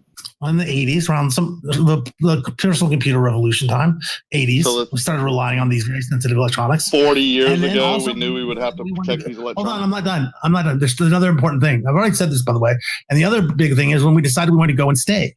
We want to expose ourselves to the cosmic radiation for much, much more longer periods of time, which changed the profile of risk. It no longer had the same risk pattern. We no longer can absorb as much as we did for 8 hours as we go through the Van Allen belts. We got away with a certain amount, kind of. If you look at the long-term studies of the astronauts, we didn't really get away with it, but we got away with it because we were only going to be doing exposure that was a total under 3 days or 4 days. But when we're going to go for 6 months, that's a whole different threat profile. Cosmic radiation. So what do they do in ISS to protect them? Because they're beyond the atmosphere, right? That protects us. They're be on this side of the Van Allen belt. I think they dip into like one of the Van Allen belts for like 2 seconds. No. But they're on the right side of it. But that radiation's got to be hitting them. Our atmosphere is what's protecting us, right? He just told you. But it is hitting the ISS, right? It's hitting the ISS is not in a complete sun exposure all the time. Oh, he said the Van Allen radiation belts are on the other side of the ISS. Yeah, and Scott, you missed that. All right. Yeah, and Scott, you're actually missing something. The innermost Van Allen belt is still more than 100 miles away from the ISS. Well, but it dips into one of them at one point, though, right? For like 2 minutes during an orbit. I don't believe so. I feel like there's one part of the Van Allen, I think it does. For like, it's a weird shape. Like a part of the Van Allen belt gets really low, and it just so happens the ISS South Atlantic anomaly. That's what you're talking about. Yeah, that thing. Yeah, exactly that. But it's only a portion of the orbit. Yeah, so Mr. Scott, so just what's the evidence then that we actually went to the moon then? Being as hang on, Chemo. There was a conversation between Rakia and these guys going on. Chemo, you can watch the documentary that he made to answer your question, by the way. No, this is not evidence. This is them answering. Chemo, stop trying to take away from the conversation. It's not about you. Don't make it about you. Shut the fuck up. Why are y'all shutting down Chemo? This is an open discussion, right? I jumped in. Well, do you acknowledge then that the ISS? Rakia, okay, so there was a bunch of information just given to you. So, in pursuit of a reasonable civil conversation, do you acknowledge that information as being a reasonable for why we don't need to worry about the folks on the ISS in terms of radiation? So what you're saying is the radiation from the Van Allen belts is the only radiation that affects the electronics, not the radiation for the sun or whatever else might be out there. Just the Van Allen belts would affect the electronics. No, it's the Van Allen belts affect the electronics, but also once you're past the Van Allen belts, cosmic radiation that you're exposed to there, it's worse. So when you're inside the Van Allen belts, when you're close to Earth, you're being protected by magnetic fields and other things. So when you're outside that, you're going to get exposed more. So within the Van Allen belts, you're protected from the radiation of the sun and whatever else. There's a bunch of charged particles and stuff. Oh, okay. Yeah, I see what you're saying now. So when you're going through the Van Allen or beyond it is when the radiation really takes effect. Well, it's always affecting us. I mean, we're exposed to radiation on the surface of the planet, and we die from it when we get melanoma and whatnot.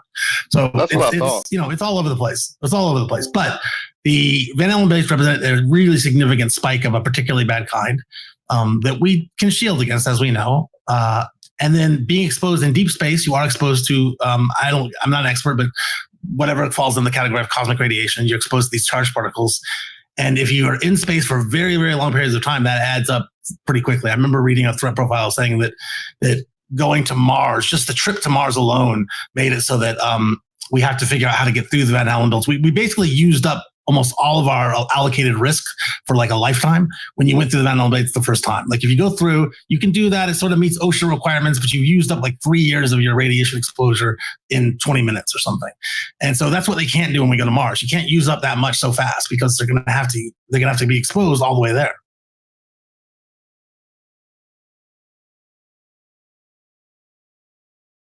So we need, as we're being told, we need better shielding for the more technical or more fragile electronics that we have now. Yeah, I was muted. That's part of it too, yeah. I was going to try to add this to Scott, what he was saying earlier, that if you look at the cost for any of the Apollo missions, like on their own, it was more than the entire budget NASA gets, almost 150%. So, yeah. So I guess our conversation's over. Maybe Chemo would like to join back in since other people are joining in. Oh, well, let me throw another example out there. The Army's been trying to replace the Bradley infantry fighting vehicle for decades, right? Like 20 years, spent over $20 billion, canceled 3 different programs, right? So we have the technology to make an awesome infantry fighting vehicle, but we just can't get it right to our certain specs. We can't. Are repeatedly attempting to meet standards and face new threats and just aren't coming out with something that we like. So the programs keep getting canceled. And I think that's also a parallel here, sort of what's going on. And also a reasonable example of what you seem to think is unreasonable, Rakia. Well, it's not like it's just Rakia, right? It's a lot of the public that sees it the way we see it. Like, you know, we went in the 60s with the technology we had. Now the excuse is the technology is so advanced that it has to be protected more because it's fragile, so we can't go back. We can't meet these parameters. And the military just isn't smart enough to come up with the best solution. Yeah, it's taken years. It's going to take roughly 4 or 5 more years. Maybe we'll go then and probably not. Well, Yeah, is that basically sum it up? Stronger. And in the meantime, we'll waste billions of dollars trying to do it. And but you still seem to be assuming Seems that about right. You still seem to be assuming that there's this overall goal that everyone's got to go back to the moon, and that just isn't the case. Well, we want to build that tank, don't we? Why don't we want to build a new tank? We already got one. Why don't you ever summarize it in an honest way, though? Why do you always add in these things that you know aren't true, that are designed just to make it undermine it, just to make Which part wasn't true that I said? In my mind, which part wasn't true? The way I think. The way I see things, which part wasn't true? As you call me a liar. You were summarizing what we said. And you said, "Isn't this about right?" Kiss my ass, calling me a liar every time. How about not? How about not, Rocky? How about when you summarize us, you do it fairly? How about you can't divine my thoughts and then call me a liar because I don't see it? How about when we say something? How about that? It's never going to happen anyway. And you say, isn't that about right? Is that what you guys are telling me? You know we didn't say that. You know we're not telling you it's not going to happen anyway. So the we told you summary many idea times was about repeatedly that right. we're going to do it. No, it wasn't about right. We aren't saying that. Y'all seem to And know you know we're not everything saying until that. I You add that in to put you undermine on it. timer. Well, I don't know what that means, but he didn't divine your thoughts, Rakia. He just listened to the words that you said. The words that you said were not accurate, and they were intentionally inaccurate, verging on dishonesty. It's just not dishonest. And I asked how. Because that's the way you I said see that it. we summarized it as it would never happen. That was the last thing you said. Probably would never happen. It was your version of our summary. You told us that's what we had just summarized for you. That is my version I don't think of it. you really do, though. I don't think you think we said that, though. So now you're dividing my thoughts. You don't think. You don't think I. You think that we said it was not going to happen? Is that what you're saying? Which thing that we said made you think that we were saying wasn't going to happen? I'm saying that. We're spending billions. You were summarizing on something I don't us, think though. it's ever going to happen. Oh my. Summarize our points and put my God. our points, then you're not being honest about our points. I was summarizing what I think about the moon mission and why we're not going back. And some of the points y'all are making don't make sense to me. How are you summarizing yourself by saying "you guys say"? Whatever. What doesn't make sense about people?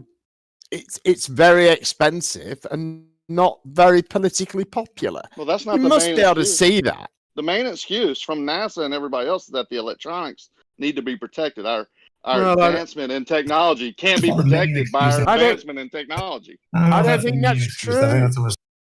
I got a question for you, Jim, real quick. Don't you think it would be worth NASA to get rid of all of the flat earthers by going there and proving that the Earth is round and they can go? No, not in any way. I don't think NASA would give that a moment's thought. And I think if they tried to, I think people that whoever the watchdogs are that make sure that their money is spent correctly would rightly object to it because what harm do you that. think flat Earth is doing to NASA?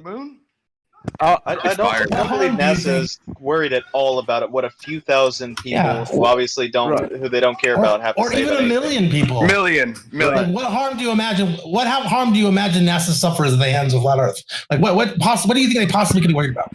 Well, no government agencies are worried about anything besides getting their money taken away. That's the only thing a government agency is worried about. So you think that a million flat Earthers can get NASA's budget taken away from them? I think a million people could take away the budget of a government-funded thing. Yeah, I mean that could definitely happen. A million Americans. Yeah, a million Americans banded together. I don't think a million Americans could do it. Trouble is, you haven't got a million flat Earthers. Yeah, what Jim just said. I think we do. Really? Can you point me to a group million. that's got 1 million participants in it? We've got millions flat Earth here. There's definitely millions. Well, put it this way: there was one of those. There's one of those petition.org things recently that was like, we petition that President Trump, look into NASA and reveal the truth about this and that and blah blah blah. It was a flat Earth petition, and they put it out and advertised it as widely as they could, I guess. And at the end of the day, it needed, I think, like 700,000 signatures to get shown to the president, and they ended up with 1,200. Now, I don't think that means there's only 1,200 flat earthers by any stretch, but it's indicative that the number is not, unbelievably large. It's going to be a modest number. When did they do that, Scott Beach? I guess like 2 or 3 years ago, something like this. If you do flatearthpetition.org and then president, I bet it will come up. I was just wondering how much advertising they did because I never heard of it, but I've only been looking into this for 2 years, so it might have been before me. Yeah, there was one a while back. I remember it. Might have been further, yeah. And out of all those flat earthers out there, let's say in that million that we'll be generous with, how many are scientists? 10. All of them. Or how many are actively trying to make change? I mean, how many are really doing anything actively that could hurt NASA? Who's actually going and arguing that NASA should get less money? They aren't doing any of these things, so it's not really an impact. Yo, where do I sign up? I never, I tell let's people every fucking day. do this shit. Well, write to your representative, right? Whoever your political representative is, you write to them and tell them what you think about NASA's budget. Yeah, you're in the land of the free, aren't you, Jeremy? Oh yeah, we're real free over here. There's probably some lobby group or something that does that sort of thing, right? It's got to be. I gotta have a I license. can't imagine a to lobbyist get group with married. enough. It's so that you I gotta can't have back a out of it. license to get married, fish, drive down the road, own something, and gotta pay Oh, for you got all a those license to lobby, licenses too. and permits. Do you know why? Is it It's difficult not to get those freedom. licenses? It's Do you not know freedom. why? Do you know why? Yeah, is it difficult? And do you know why? It's not freedom.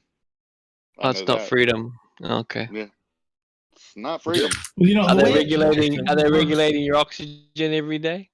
Yes. the way it typically works is you have enough people that care about a subject, enough people that have a one mind. They donate money to a cause, right? They gather the resources and they get enough money where they can hire professional lobbyists. The professional lobbyists then bring their message forward. The first step of that, though, is to get everybody on the same page, focused towards the goal, and to have a lot of them. But that hasn't happened yet. I don't think anyone's even really tried to do that yet. But that would be, I think, the first step if you want to actually affect change.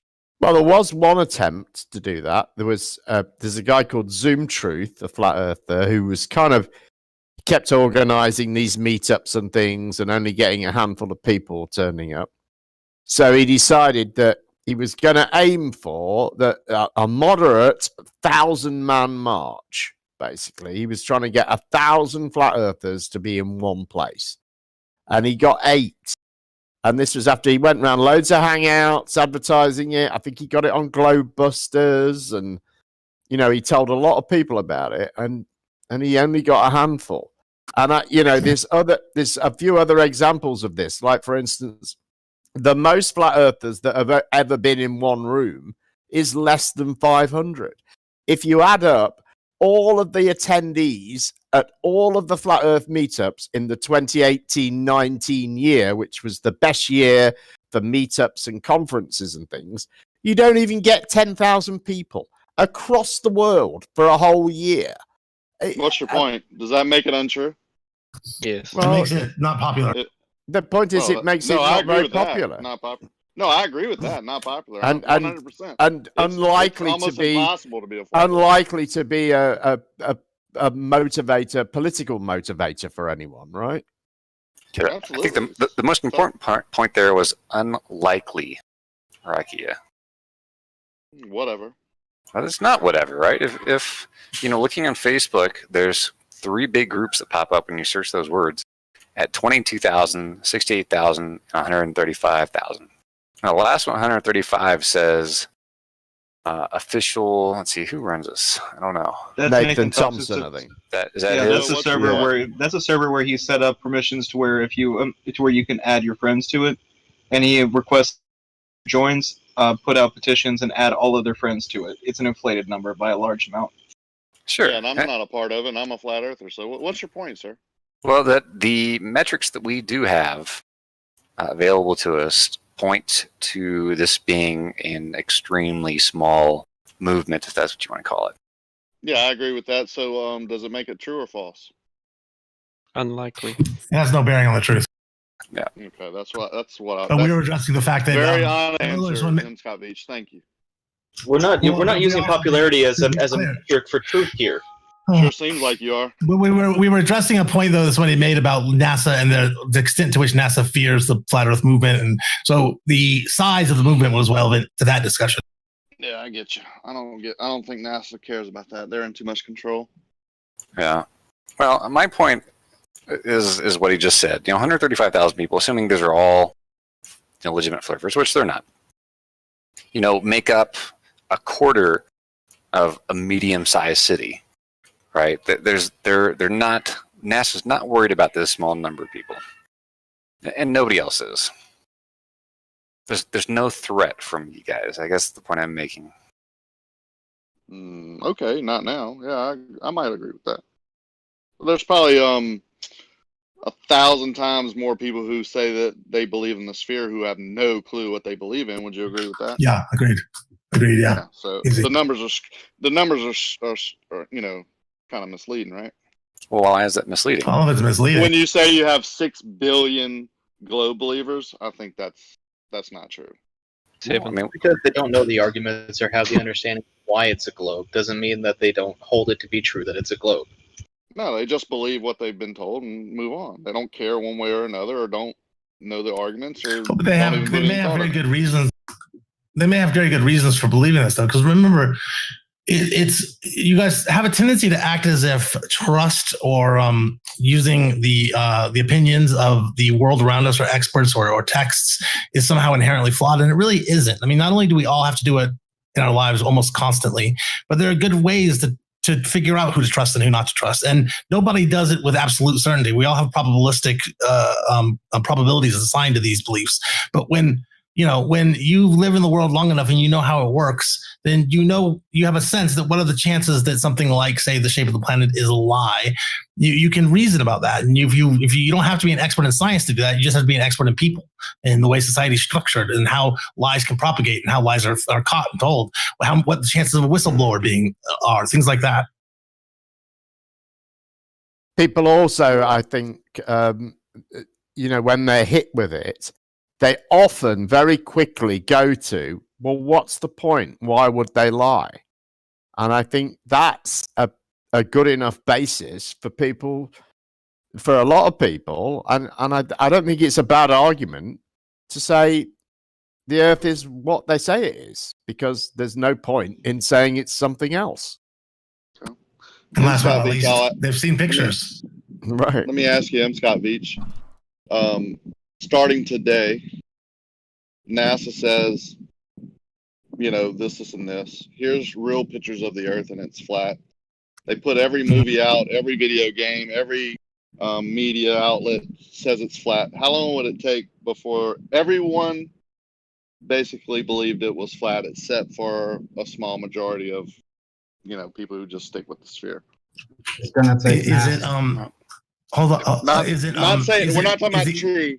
We're not talking about if it's true or not. Let's just say NASA changes their tune and they're going to fake the flat Earth. They're going to show you all the flat Earth pictures. You see what I'm saying? They're going to do the total opposite of what's going on now. Do you think people will believe in? I don't think it'll take. And the reason I think it'll take is because people will be able to show that they're lying. How? It'll be fairly easy to show they're lying. How? Well, I mean, the same ways that we do it now. The same ways that we do with you guys. The way you do it now is you show pictures from space. What if they were showing pictures from space that showed it to be flat? I'm asking a very easy question. It'll be things like this. The way that the sun moves will tell us things. The way in which the horizon drops as we increase our elevation will tell us things. An actual objective look at obstruction will tell us things. Doing repeats of rattlesnake will tell us things. All kinds of different techniques. What I'm saying is all those explanations are being explained away by the experts. On the media, on the news, NASA, all the government agencies are saying this is why this is being instructed. Boats aren't actually going over the curve, blah, blah, blah. You can do this observation. The information, this, and this. And you think they couldn't convince people it was flat? No, they couldn't. Yeah, I don't think they could. Hey, that's all I need to hear. Thank you. No, Rakia, hang on. Look, there would be a massive scientific and professional uprising across our entire civilization, right? People that are embedded in families across the world, right? That would lend their expertise to the fight to prove that would be wrong. That's why people wouldn't believe, because once they start hearing these things out of the blue from this organization, they're going to start talking to their cousins and their uncles and their neighbors who are astronomers and surveyors and work on GPS and work on satellite. And every single one of them is going to say, no, Earth is a globe. That's why it wouldn't work. Well, there's another reason why, Rakia, is that there is a real world out there, and that real world is, in fact, round. So whatever NASA says, it won't make the world round.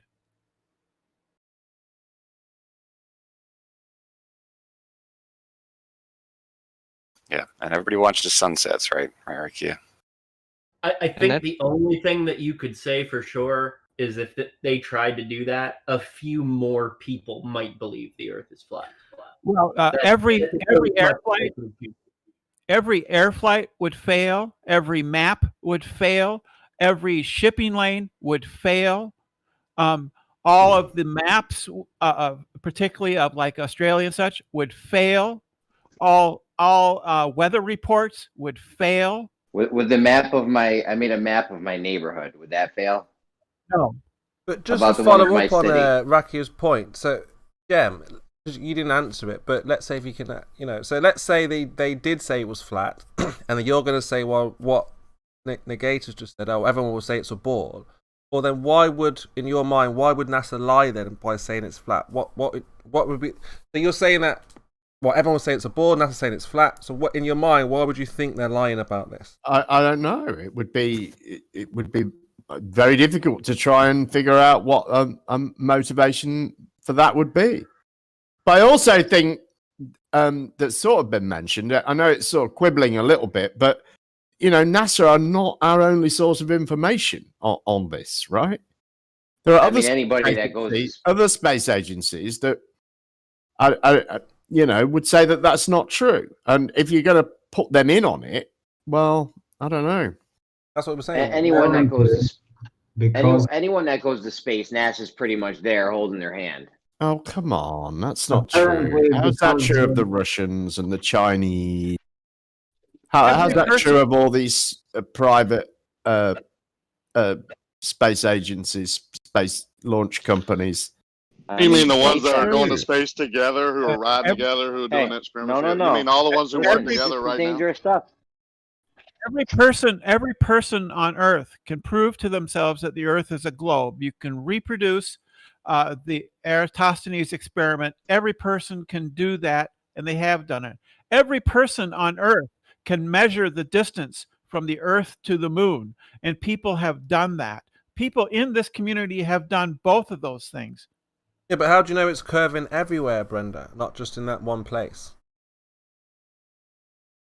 God. Having multiple people do it. We've had examples of who was it that did hundreds or maybe even thousands of people reproducing the Eratosthenes experiment, culminating the data and showing that the Earth is in fact a globe. So my point was, if we have thousands of people all over the world saying that they see further than they're supposed to, water's flat, then what should we believe? You just need to say it. You need to show it. That was the part. Nobody sees further than you're supposed to. The black swan has been refuted. It is not the claim of the globe Earth that there are conditions under which we cannot see further than the geometric horizon. That's not a claim of the flat Earth. That's a lie. Well, that was the point, is that you're going to say, well, you've got people all over the world. Flat Earth can say everywhere that they go. That's the point, instead of going off in this diatribe that you don't know how to relate back to what she said. Yeah, it's the same argument. She's saying people all over the world are measuring curvature. Because if we say we measure flat in one area, you'll say, how do you know it's flat everywhere? So when she measures curvature there, how can she know it's curving everywhere? You only need three people. You only need three people to prove that the Earth is a globe. Well, that's the point. You don't know it's curving everywhere. You only need the sun. You only need the sun to prove it's a globe. False. Right. That's the Eratosthenes experiment. You only need three points on Earth to determine that it's a globe. That would be a triangle, which would only work on a flat plane. All right. Well, here's a number for you. It's 5 billion people in New Zealand. Of an object by its shadow that a light in the sky is casting. Why not measure the shape of that object? We do. No. But that's not what y'all always bring up. Y'all never bring up anything like that. Y'all bring up the angle of the shadow. People have brought NASA photos to you, but you rejected those, didn't you? But is that measuring the shape? How do you explain anything? I mean, your point, Rakia, was about NASA trying to convince the people of Earth that it's actually flat now. You can't even do that. No, I was just saying. You can't even convince yourself enough to, create enough information. Chemo denies it. You can't even take the data we have for the Earth and challenge it, because if you do, you know that you will actually prove to yourself the Earth isn't flat. With sunrises alone, I can use 100%. Use the sunrises and the directions people have to face at the meridian point. Yeah, but you're assuming things about the sun. I don't. No, because these are empirical things you can verify. Yep, there's the sun. You know, I believe in the firmament, right? Before I you believe, go much further, I believe you. Yeah, I don't have any physical proof. I don't know if you can see it or not. It might be translucent or whatever, but that's what I believe. So how the sun light is coming through there and the angles and whatever, I can't prove that to you. I can't prove that to myself. Well, the firmament can translate to arch of the heavens. Mm-hmm. Sure. So, arch. Yeah, you can. So you see you the can sun, not so it's a flat. globe. Okay. You can No, shape it however you there's want. there's multiple things that see. What you've got to understand is that just like there's multiple sciences, there's multiple complex, simultaneous observations that must comport to any model that replaces it. So, the upside down moon, the sunrises, the times, the seasons, and the eclipses all have to work cohesively. You can explain none of those using a flat Earth map. Who sees the upside down moon at the same time? The moon rotates as it goes across the sky, sir. So when it comes across me, it's at one point. When it goes into it's going to set or going away from me, it's rotated. And when it gets to Australia, it's rotated more. Would you agree with that? Why can't you just have two people take two simultaneous photos, and then you can tell if it's upside down for one or not? I'm not sure if you can or not. I mean, but what I'm saying, if it's being mirrored, I mean, it's 9,000 different things. It would be different from different angles, right? That's what mirroring. So at the equator, it's horizontal. Yeah, just to pipe in on the other question from earlier, like if NASA and all the science agencies suddenly started saying Earth was flat, kind of thing. I mean, if that was to have any impact that was of significance, then virtually nobody would believe in a literal Bible today, or most religions, because most of the scientific consensus is that the things could not have happened the way they are, and yet people continue to believe it. So, well, we're going towards that now, though. Scientology and all that is one of the fastest growing things. Not Scientology, but science. I'm sorry, I didn't mean to say Scientology. I misspoke there. Science replacing the creation stories and all that, the biblical stories, is fast approaching, right? We see that right now. As it should be. The other stories as it should be. There you go. There you go. All right. It's another religion replacing a religion. For the universe, that's an entirely different set of circumstances versus that's different than Earth being flat or round. And I don't know why. I don't know why you're trying to say that science is attempting to unseat religion. Science and religion address different things. Yeah. I mean, science can address things like, was there a global flood and all that kind of you know what I mean? Like, there are things in religion that science has addressed that show that those stories can't possibly be accurate. But it's not trying to answer the question of God. Specifically, the definition of science is dealing with the physical natural world as opposed to the metaphysical supernatural world. But when the metaphysical or nonsense people in general make claims about the physical world or things that happen, then those things can be debunked or refuted using the natural world. So you can touch the sun and it's physical and you know exactly what it is. Stacey, nobody said that we're going to go touch the sun. Brian, why are you interrupting? Brian, why are you interrupting Stacey? She didn't even finish her point. Let her finish her point, Brian. You just jumped all over her. One time, she tried to talk for the first time. I know, and you just jumped all over her. I'm sorry, I've been learning from you, Dave. Well, learn better, Brian. There's a lady speaking. Carry on, Stacey. My apologies. If Dave wouldn't teach me to talk like him, I wouldn't. Brian, do it. he's not your father. Go and speak to your father how to learn manners. Stacey, go ahead. I was just trying to point out that most of the globe and stuff that we're talking about all the time is the metaphysical. You're not even talking about what you can actually tangibly know. That's my point. But in reality, you should be able to see that curve. You should be able to measure that curve and not have to do it with the sun. That you can't have any clue on. Why do you say should, though? By whose standard should we be able to see this? Everybody should want to know. Well, hang on. Should want to know is different to should be able to see. They're two very different things. So why should we? So we shouldn't be able to see a curvature at all? Is that what you're saying? But who decides what we should and shouldn't? Where's that coming from? It's called reality and what we're actually seeing and proving, right? We see something, it repeats over and over and over, and that becomes our reality. Have you ever seen curvature? I don't walk out and see that stuff. I don't feel rotation. I don't feel any single thing that they tell me. Nothing. Yes, every time I see an horizon, I see curvature. How do you see curvature? It's a flat horizon. Please explain to me, Jim. That's what a horizon is. It's the Earth curving away. That's what. No, that's what you've been told it is. You've never curvature. seen the You're shape. telling exactly. Thank you. You've never seen the shape. So what he's saying? Yeah, I have. I've seen pictures from space with the shape in.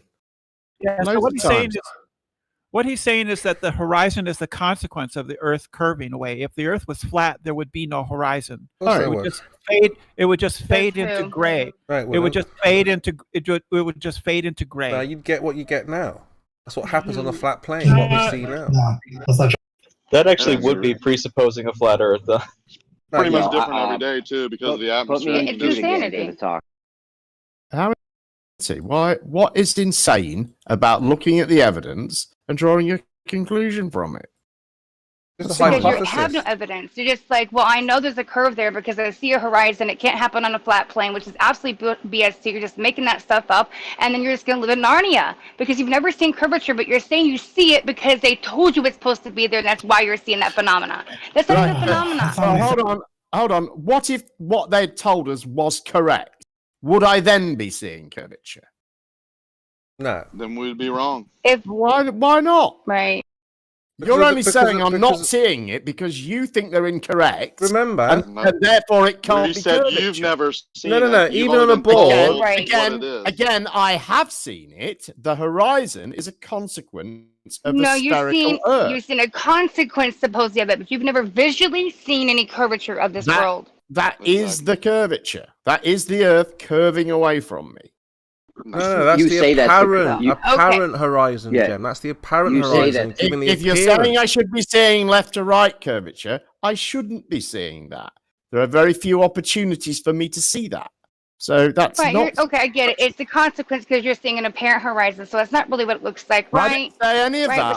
I get that. Hold on. It definitely isn't an apparent horizon that you're seeing. Stacey, I didn't say any of the things that you just said I said. I didn't say anything about apparent horizon. I didn't mention the word apparent at any point. I said apparent, but that's what it is, though, right? It's the apparent horizon, the illusion that the Earth is curving away. That's what it is. Not a if it was a physical horizon, then that's how you would know.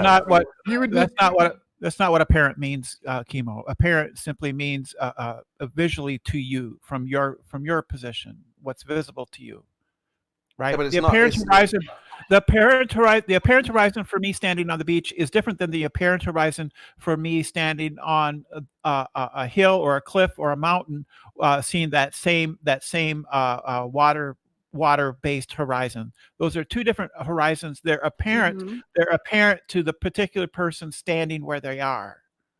That's what that means. Apparent in this case means not real at all because the sky never actually meets the ground like that. But so you think you're seeing curve from seeing this not real place. One was making a claim the sky actually meets the ground. What the hell are you talking about? Jem's saying he sees the curve. You can see evidence of the curve, right? When ships go over. Is that the whole thing? Yes, that's not sky meeting physically with the ground like you're trying to imply right No, now. I just said we know it's not that. That's why it's apparent. It's not actually happening, not real. No, apparent horizon has nothing. It doesn't mean that it's where the ground appears. They're just desperate to get this word apparent in there. No, I get what you're saying, Jem. I've heard it before. It's refracted. You're saying the geometric horizon is somewhere else, and you're seeing the apparent one from the geometric one. No, it's not real. I get it. You told me that before. At no point have I even mentioned the word apparent. I haven't said any of those things that you've just said I said. This is why I get then so you can explain what we're saying. What are we talking about? Pointless. She's not understanding anything. Right, because it's stupid. The claim that you're not seeing an apparent horizon, you're not But that you're not apparent, listening when to it's all what's that being we have said, is an Stacey. apparent horizon. Are we talking about the same horizon, the only one we all have? What is Stacey, the only one argument? who's talking about a horizon is you. You came into this conversation to derail it with this conversation and throw words in other people's mouth. Oh, goodness gracious. On a spherical object, you wouldn't have an apparent. You would have a physical geometric horizon. Wouldn't be a. And we do have that. We do have that. No. On a ball, a real ball. We see that in an apparent position. No. But a basketball doesn't have an apparent horizon. It has an actual physical geometrical. As horizon. does the Earth. Yeah, that's what we're trying to say. But it's apparent though. No, it's physical. You see it apparently. Oh, I don't know. Apparent means that was beautiful. Look. The position of the horizon. Somebody clip that, please. Listen. That's the dumbest shit I ever heard. The position of the horizon. The position of the horizon is adjusted slightly by atmospheric refraction. The fact that there is a horizon. That's what I said, and you denied that you never said that. Can I finish, please? Listen. Open your ears. Try not to be so stupid. Try and hear what I'm saying. Okay? The physical horizon. The position. Stupid? You called her stupid? Oh, for I mean, why don't you go on mute? Yes, she's stupid. She doesn't listen to a word that's said to her. That's not stupid. That's stupid. You saying that? Right. For the 8th time, I'll try this. The physical horizon, its position that we see it in, is adjusted slightly. If you want to call that an apparent horizon, you can do. But the fact that there is an horizon is not a result of refraction. It's a result of the fact that we live on a sphere. You got to stop saying an horizon. It's just a horizon. No, it's an horizon. No, a H. It's not a vowel. Grammar Nazis. It's different in Britain. So I also don't understand why the argument It's even different first of here. all, this whole argument is stupid, but the Earth is physical, right? Whether it's flat or a sphere, Stacey? Do you agree?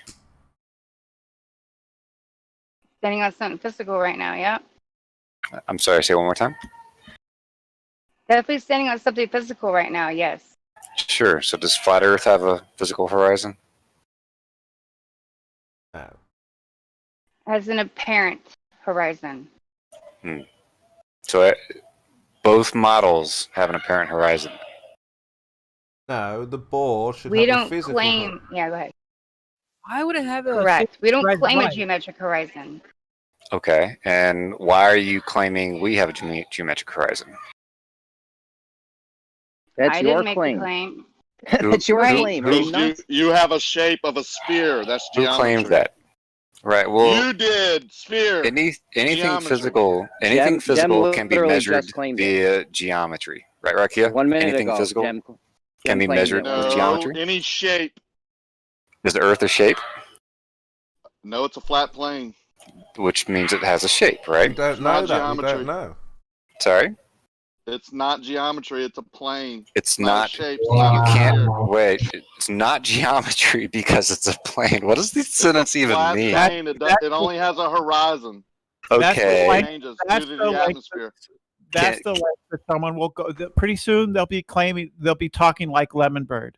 Yeah, I agree. Flat is not a Pretty shape. soon we'll be saying horizontal is curved. Flat is not a shape. Pretty soon we'll say What- level what- lines curve around a sphere. What can you describe as flat? Can you give me an example of something that's flat? Water. Described in Water at mathematics rest. as a Liquid at shape. rest is flat. Yeah. Level plane, horizontal. Can you measure that? Oh Yeah, my if you goodness. pour, ma- if you can you pour measure liquid glass, 250 Yeah, meters. you can do a horizontal we- line and there's no drop. Right. Well, Yeah. the question here is to Measured. Stacy. Just like we Can- do right can we here in the measure- water. No drop. can we horizontal. Flat plane. Can we measure that which we observe in reality?